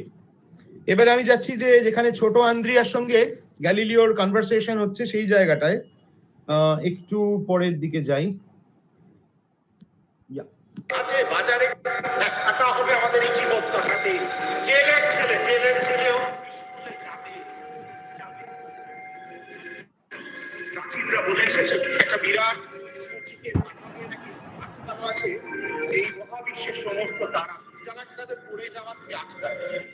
তাই কি আমার তো প্রাণ চাই আমি দেখিয়ে দিই পৃথিবী মহানন্দে প্রদক্ষিণ করছে সূর্যকে, আর সেই সঙ্গে ঘুরছে জেলে পাড়ার স্কুলের বাচ্চারা, জ্ঞানী পণ্ডিতরা, নাবিকরা, রাজারা, রাজপুত্রেরা, এমনকি মহাত্ম রাতারাতি মহাকাশের অনেক অনেক জায়গা, অনেকটা। দুধটা খেয়ে নদীকে আবার লোকজন আসতে শুরু করবে।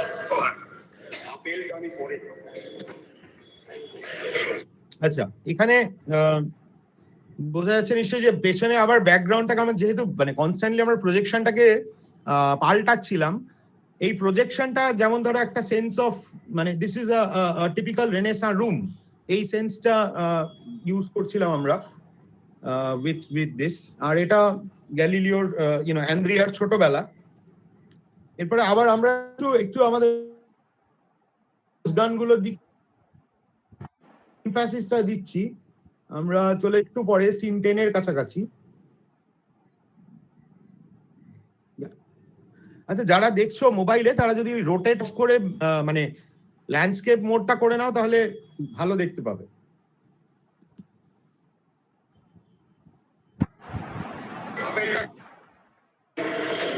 না না, এটা সাহায্যেই তো নাকি বোঝাবো যে পৃথিবী ঘোরে। সাবধান আন্দ্রিয়া, এখনই এইসব কথা বাইরে বলার দরকার নেই। কিন্তু কেন? কারণ ইনকুইজিশন এগুলো ভালো চোখে নেবে না, তাই। কিন্তু এগুলি তো সত্য। আন্দ্রিয়া, সত্য কিন্তু প্রমাণ সাপেক্ষ, বুঝতে পারছো না? কোপার্নিকাসের তত্ত্ব এখনো বৈজ্ঞানিকভাবে প্রমাণ করা যায়নি, এখন ওইটা কেবলমাত্র একটা হাইপোথিসিস মাত্র। যাই হোক, যে কাজে পাঠিয়েছিলাম ওই লেন্সটা হয়েছে। হ্যাঁ, তবে অ্যাক্সিডেন্ট হলো, আমার কোটটা বন্ধ রাখতে হয়েছে। সামনের এই প্রবল শীতে কোট ছাড়া তোমার চলবে কি করে? আমি আপনার মতো বৈজ্ঞানিক হতে চাইছি না। হবে হবে, এবার নাও এটা দিয়ে দেখো তো দেখি কি দেখছো। বাহ, দারুণ, সবকিছু খুব কাছে চলে এসছে। চার্চের বেলটা পরিষ্কার দেখা যাচ্ছে, লেখাটাও পড়া যাচ্ছে, ঈশ্বর পরম করুণাময়। এটা আমাদের 500 স্কুটির ব্যবস্থা করে দেবে।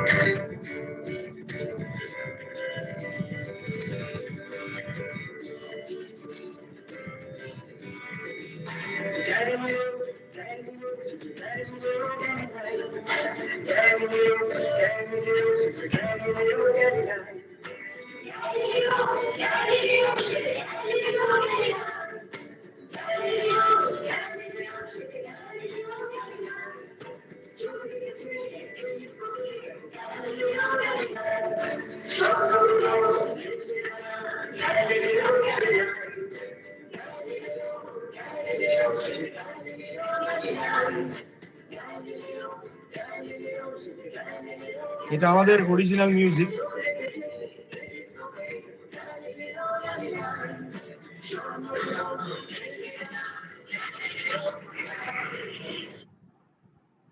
আবার একটু যাচ্ছি নেক্সট।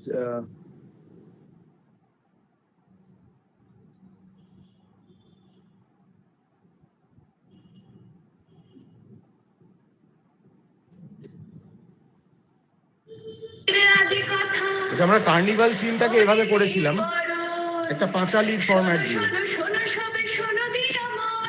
সৃষ্টির আদি কথা করি বিবরণ,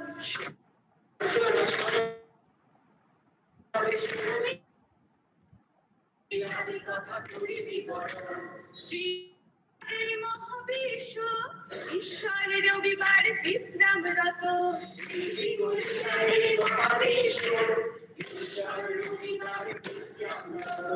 আলো দিবে, রোদ দিবে, আর দিবে প্রাণ, সেই আলো কখনো হবে না কোরআন। আলো দিবে, রোদ দিবে, আর দিবে প্রাণ, সেই আলো কখনো হবে না কোরআন। শোনো শোনো শোনো সবে শোনো দিয়া মন, সৃষ্টির আদি কথা করি বিবরণ। শোনো শোনো শোনো সবে শোনো দিয়া মন, সৃষ্টির আদি কথা করি বিবরণ।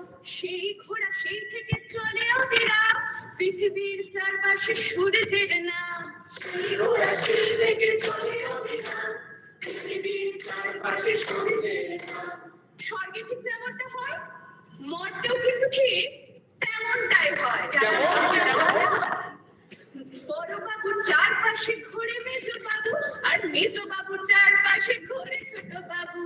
বড় বাবুর চারপাশে ঘুরে মেজ বাবু, আর মেজ বাবুর চারপাশে ঘুরে ছোট বাবু। বড় নেতার চারপাশে ঘুরে ছোট নেতা, আর ছোট নেতার চারপাশে ঘুরে হবু নেতা। বড় নেতার চারপাশে ঘুরে ছোট নেতা, আর ছোট নেতার চারপাশে ঘুরে হবু নেতা।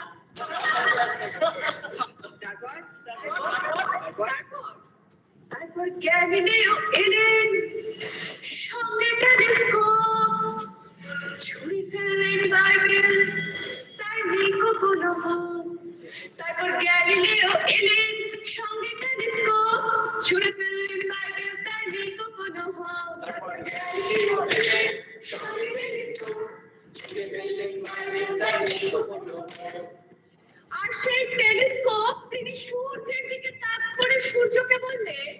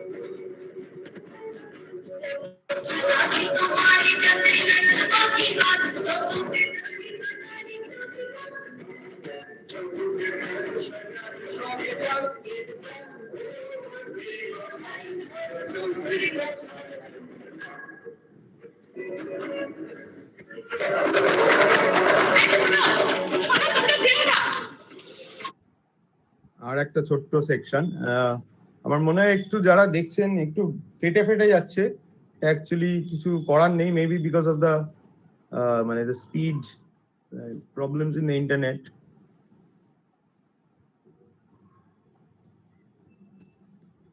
এই জায়গাটা হচ্ছে বড় আন্দ্রিয়ার সঙ্গে গ্যালিলিওর যে ডিবেটটা হচ্ছে সিন 14-এ। বিজ্ঞানের দুই শাখার সংগ্রাম হারিয়ে গেল। আন্দ্রিয়া, তুমি শুনলে হয়তো খুশি হবে।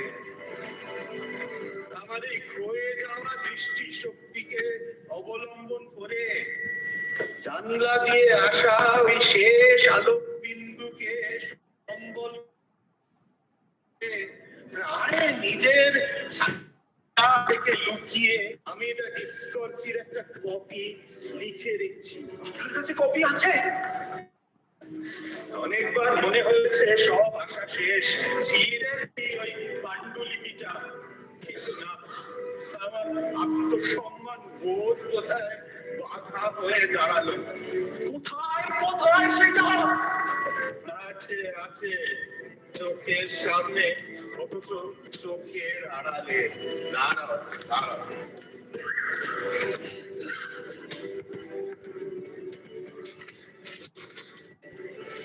একমাত্র তোমার হাতে এটা খুলে দেওয়া যায়। নাও, যদি কোনোভাবে এটাকে ইতালির সীমানা পার করে হল্যান্ডে নিয়ে যেতে পারো, তারপর তুমি জানো এটাকে নিয়ে কি করতে হবে। অবশ্য যদি ধরা পড়ো তাহলে প্রমাণিত হবে ওই চার্চের ওই সিঁদুর থেকে ওটা চুরি হয়েছে। কিন্তু পদার্থবিজ্ঞানে এক নতুন অধ্যায়ের সূচনা করবে। আমাকে তো আমার সময় নিয়ে কিছু একটা করতে হতো, আর আমরা ভেবেছিলাম আপনি বিপদগামী হয়েছেন। আমি সবচেয়ে বেশি আপনার বিরুদ্ধে গলা চলেছিলাম। ভুল তো করনি আন্দ্রিয়া, আমি তোমাকে বিজ্ঞানের পাঠ শিখিয়েছিলাম, আর সেই আমি সত্যকে অস্বীকার করেছিলাম।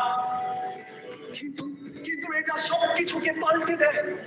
আপনি তো সত্যকে অস্বীকার করেননি, শুধু আড়াল করেছিলেন শত্রুর চোখ থেকে। পৃথিবীর প্রশ্নেও গ্যালিলিও, আপনি আমাদের যে হাজার হাজার বছর এগিয়ে। সেটা কেমন করে? সাধারণ 10টা লোকের মতো আমিও তো ভেবেছিলাম মৃত্যুবরণ করবেন, কিন্তু কিন্তু কোনোদিনও হার মানবেন না। কিন্তু আপনি সত্যকে আড়াল করে সময় কিনে নিয়েছেন। ওই কলঙ্কিত হাত দিয়ে বেরিয়ে এসেছে ওই খালি হাতের চেয়ে কলঙ্কিত হাত অনেক ভালো। খালি হাতের চেয়ে কলঙ্কিত হাত অনেক ভালো। বেশ শুনতে লাগছে, কিন্তু নতুন বিজ্ঞান, নতুন নীতি। আমি কি করে ভুল করলাম? আমার তো বোঝা উচিত ছিল যে যখন আমার 11 বছর বয়স, তখন আপনি হল্যান্ডের একটি নকশা থেকে টেলিস্কোপ বানিয়ে তার ব্যবহার শিখিয়েছিলেন সারা পৃথিবীকে। মনে পড়ছে, তারপর সেই 1633-এর ইনকুইজিশনের চাপে আপনি আপনার কথা ফিরিয়ে নিলেন, আর আমরা সবাই ভাবলাম আমার তো বোঝা উচিত ছিল যে আপনি কেবল এক অপ্রয়োজনীয় রাজনৈতিক বিতর্ক থেকে নিজেকে সরিয়ে দিয়েছিলেন, যাতে আপনার আসল উদ্দেশ্য আপনার বিজ্ঞান চর্চাকে চালিয়ে যেতে পারে।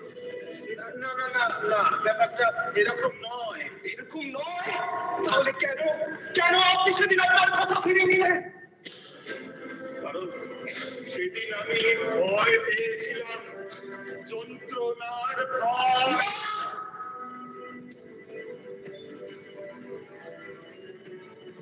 হয়তো একজন বিজ্ঞানীয় মানুষ, আর মৃত্যু ভয় তো মানবিক। আপনার বিজ্ঞানের অবদানকে কোনোদিনও বঞ্চিত করতে পারবে না। আমার সময় জ্যোতির্বিজ্ঞান আলোচিত হয়েছিল মাঠে ঘাটে বাজারে। সেদিন আমার খ্যাতি অনেক দূর ছড়িয়ে পড়েছিল। ইনকুইজিশন হয়তো সেদিন আমার কোনো ক্ষতি করতে পারতো না, কিন্তু আমি আমার সমস্ত শিক্ষাকে অস্বীকার করেছিলাম। আমার জ্ঞান আমি ক্ষমতার হাতে তুলে দিয়েছিলাম। যে এমনটা করে বিজ্ঞান তাকে শ্রেষ্ঠত্বের আসন দেয় না, আসন দেয় না। আপনি চাচ্ছে নিষ্ঠাবান অনুগামীদের মধ্যে আপনার স্থান করে নিয়েছেন বাবা, এটাই যথেষ্ট। এই কি আন্দ্রিয়া, তুমি এখনো যাওনি? আমরা অতীত থেকে আসা অতিথিদের এত সময় দেই না, তারা বাবাকে উত্তেজিত করে। ভার্জিনিয়া, বিজ্ঞানের তো কোনো অতীত নেই, বিজ্ঞান তো এক প্রবহমান বর্তমান। আসে গেলে ভালো থাকবে। এসো আন্দ্রিয়া, আর সত্যকে বাঁচিয়ে দেখো কোটের আড়ালে। Right. So I just want to talk a little bit on this scene because আমি একটু বেশিক্ষণই হয়তো দেখালাম এটা.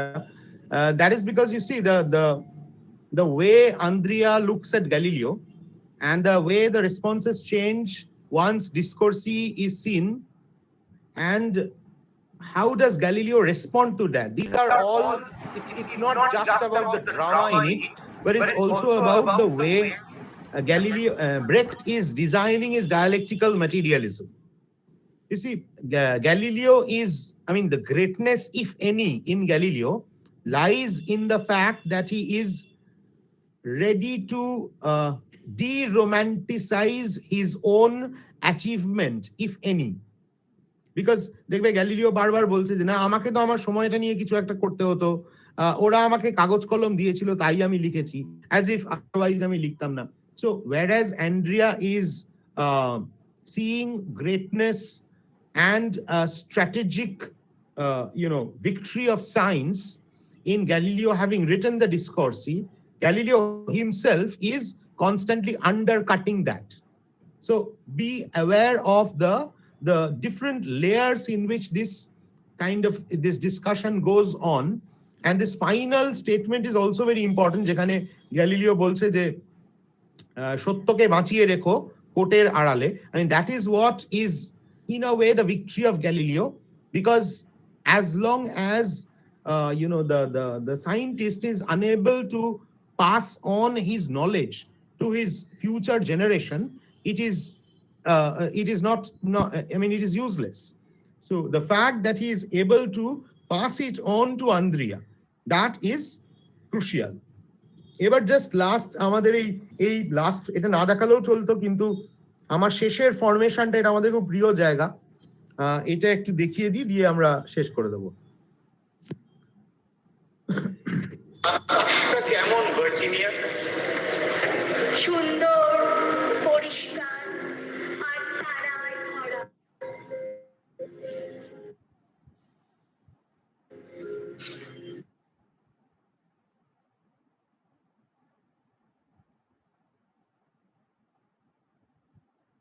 এগুলো কিন্তু ব্রেকটিয়ান নিয়ম মেনে।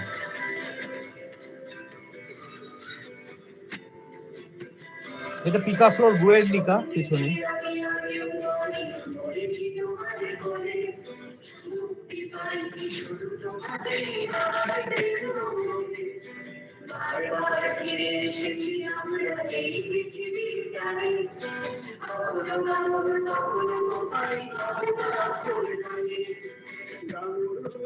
কখনো কাবেরি, কখনো মিসিসিপি, কখনো রাইন, কখনো কঙ্গো নদীতে স্বরলিপি।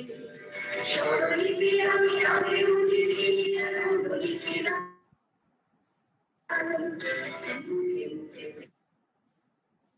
সেই গানে শুধু তোমাকে অমরাবতীর প্রত্যাশারি দাবি দেওয়া, এই নশ্বর জীবনের গানে শুধু তোমাকে যাওয়া।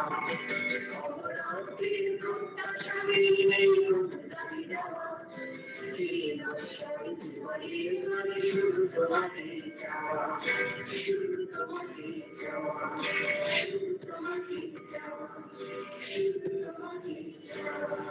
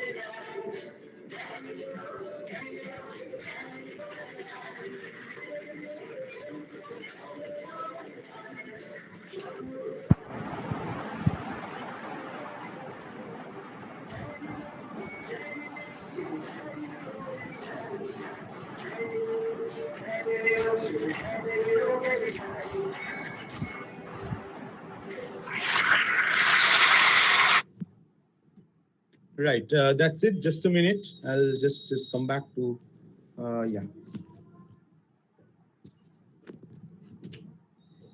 So এমনি তোমরা ঠিকঠাক শুনতে পেলে তো? মানে আমি জানি না কেমন আলটিমেটলি এলো, কারণ এটা মোবাইলে চালানো পুরোটাই। মানে আই এম তোমাদের এই ভিডিওটা যেটুকু দেখালাম তাও কম না, বেশ কিছুক্ষণ মনে হয় দেখিয়েছি, 20-25 মিনিট। এই নাটকটা আমাদের 1 ঘন্টা 40 মিনিটের টানা মানে নাটক ছিল। তাও অনেক কেটে ছেটে অনেক অংশ বাদ দিয়ে করা হয়েছে। আর গানগুলো আশা করি তোমাদের ভালো লাগলো। এই গানগুলো কথা এবং সুর দুটোই আমার। গানগুলো গেয়েছে আমাদের শুভ দাস, আমাদের ছাত্র। আর এখানে সায়ন যে প্রেজেন্টেশন করছিল, সায়ন আছে, সায়ন আমাদের বড় আন্দ্রিয়া ভূমিকায় করেছে। আর আমার মেয়ে তখন ক্লাস 7-এ পড়তো, ও ছোট আন্দ্রিয়ার পার্টটা করেছে সমাগতা। তো এই আর কি, এই I hope you like it. ভবিষ্যতে কোনোদিন যদি পুরো নাটকটা তোমাদের দেখাতে পারি তাহলে ভালো লাগবে, কোনো একটা অন্য ফর্মে হয়তো। Let me C.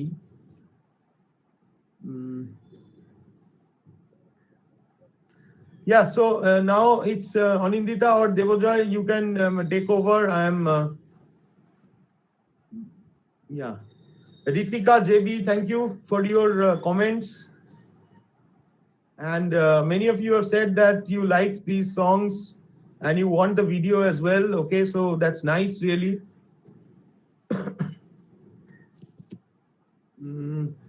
ভিডিওটা পাবে না, কারণ এক হচ্ছে ভিডিওটা খুবই বড়। তবে হ্যাঁ, আমরা এখন ভাবছি যে এই ভিডিওটা যদি ইউটিউবে, আমরা আমাদের একটা অফিসিয়াল ইউটিউব চ্যানেল আছে আমাদের ড্রামা ক্লাবের, আমাদের একটা ফেসবুক পেজ আছে ড্রামা ক্লাবের। তোমাদের আমি রিকোয়েস্ট করবো তোমরা সেটা লাইক করো, সেটাতে ভিজিট করো। তো আমাদের সামনে 19 তারিখে জন্মদিন ড্রামা ক্লাবে, সেদিনও আমরা ভাবছি এটা যদি আমরা ইউটিউবে আপলোড করি সে ব্যাপারটা হয়তো খারাপ হবে না। Let me see. হ্যাঁ, অ্যাকচুয়ালি আর যখন সব ঠিক হয়ে যাবে কোভিড সিচুয়েশন, তখন যদি আমাদের ড্রামা ক্লাবকে তোমাদের কলেজ ইনভাইট করে তাহলে আমরা খুব খুশি হব। That would be even better আর কি, তখন আমরা গিয়ে পারফর্ম করতে পারবো। হ্যাঁ, বল Anindita. So that's fine. We are looking forward to it. Actually, I am very much interested to see your drama. I think I should like it more if I can see it on stage, not the video version, but the actual representation. Yes, thank you so much. And thank you so much for this beautiful lecture of Shumipendra today. This is really nice. And yes, I mean, if any questions, academic questions come up. Students, do you have any questions? আজকে স্টুডেন্টসরা অনেক বেশি respond করেছে, because of the thing, the play also. কিন্তু সেটা কথা না, দেখো নাটকটা দেখেছো, এটা নিশ্চয়ই তোমাদের, আমার খুব ভালো লাগলো, তোমাদের ভালো লেগেছে। বাট ক্রিটিক্যালি যদি কোনো প্রশ্ন থাকে বা regarding the play life of Galileo,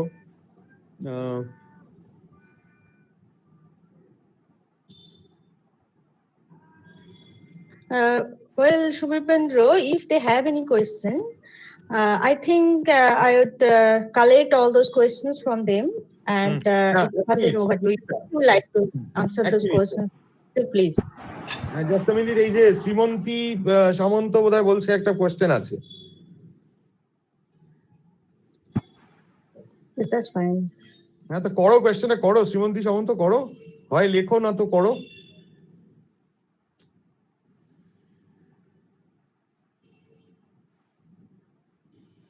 It is not regarding the play. Okay, what is the question? Yes, মানে go ahead with it.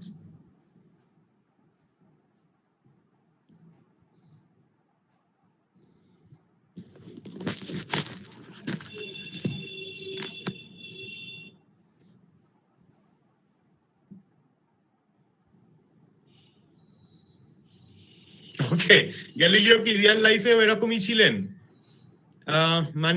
মানে কি রকম? In terms of his attitude towards his daughter,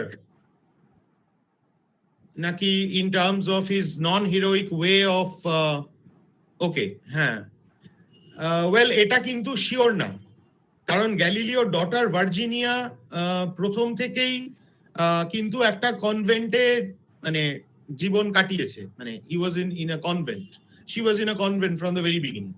তো আমরা লাইফ অফ গ্যালিলিও, ব্রেক্টের life of গ্যালিলিওতে ভার্জিনিয়াকে যেভাবে দেখি, সে ভার্জিনিয়া গ্যালিলিও জীবনে নয়, ঠিক আছে? এইটা একটা ব্যাপার। আর গ্যালিলিওর একটি পুত্র ছিল, গ্যালিলিওর দুই মেয়ে একটি ছেলে ছিল, কিন্তু তাদের ব্যাপারে কোনো ইনফরমেশন আমরা লাইফ অফ গ্যালিলিওতে, ব্রেক্টের লাইফ অফ গ্যালিলিওতে পাইনি। In terms of attitude, it will be difficult to say that. Much of it is a reconstruction by Brecht, but probably yes, because Galileo recant করেছিল, তার পেছনে হয়তো Galileo had certain purpose, had certain purposes of fear, the element of fear, his disregard to going towards the church, or going against the church. So these things were there, ঠিক আছে? But what is important is how Brecht is, retelling this story, this narrative. And you see, Brecht is not taking any position. এমন নয় যে Brecht is entirely against Galileo, এটাও কিন্তু নয়। What is important is that Brecht is showing Galileo in a very human light. He's not showing him as a hero. He's not romanticizing the heroism. So this is what I think is an important part of Galileo. Thank you very much, Srimanti. This is a good question. Thank you for this question. It's always good if you start asking questions about the play, the characters. I mean, দেখো এভাবেও কিন্তু নিজেদেরও একটা চর্চা হয়, ঠিক আছে? Unless and until তুমি দেখো, গ্যালিলিওর শিক্ষা কিন্তু এটাই, প্রশ্ন করো, ডাউট করো, express absolute distrust, and only when you have failed miserably, only then can you understand that this is something that is okay, we can stay with it. So আমাদের প্রশ্ন করাটা শিখতে হবে, আমাদের প্রশ্ন করার প্র্যাকটিস করতে হবে, এবং সেটা কিন্তু যখন আমরা ভাবাটা শুরু করছি তখন হয়। Yeah, okay, so I think that is, and thank you Shayon for sharing our links, our YouTube link and our Facebook link as well. এখন আর এটা ক্লাসের পর্যায়ে নেই, এটা একটু অন্য জায়গায় চলে গেছে। বাট আমরা দেখো, ক্লাসের মধ্যে আমাদের অনেক লিমিটেশনস থাকে, কিন্তু ক্লাসের মধ্যে থেকেও সিলেবাসের চাপ আছে, তার মধ্যেও কিন্তু আমরা যদি এই কাজগুলো একটু সাইমালটেনিয়াসলি করতে পারি, তাহলে আমাদের মনের বিকাশ ঠিকমতো হয়। So I would love to see you guys do something, create something up together, team up, and do something new. Okay, so yeah, thank you everyone. Debojoy, it's your turn, please. Yes. Officially, it's a session that you should take All right. over. I mean, once again, thank you so much, Upendrada. And you just,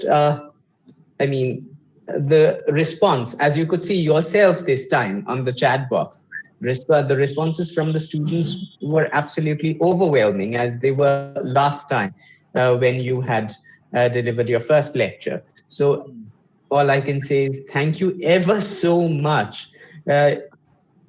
It just reminds us of the fact that a play is supposed to be seen and not read, which I think is so important to remind our students in this day and age. All right. Thank you so much, Soumipendra. Yes, thank you, Devjoy. It was once again, it was a pleasure on my side as well. These 2 days were really nice.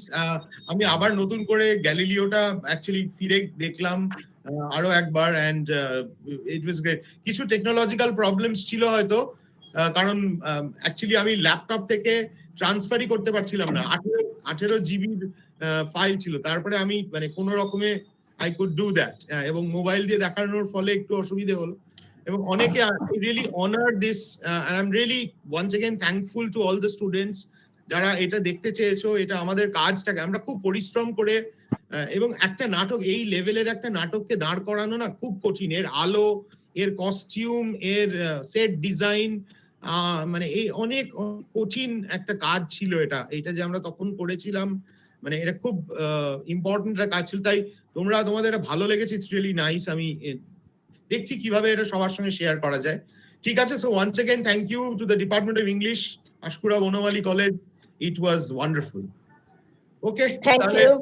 হ্যাঁ, thank you Debjoy. The pleasure was all ours. ঠিক আছে।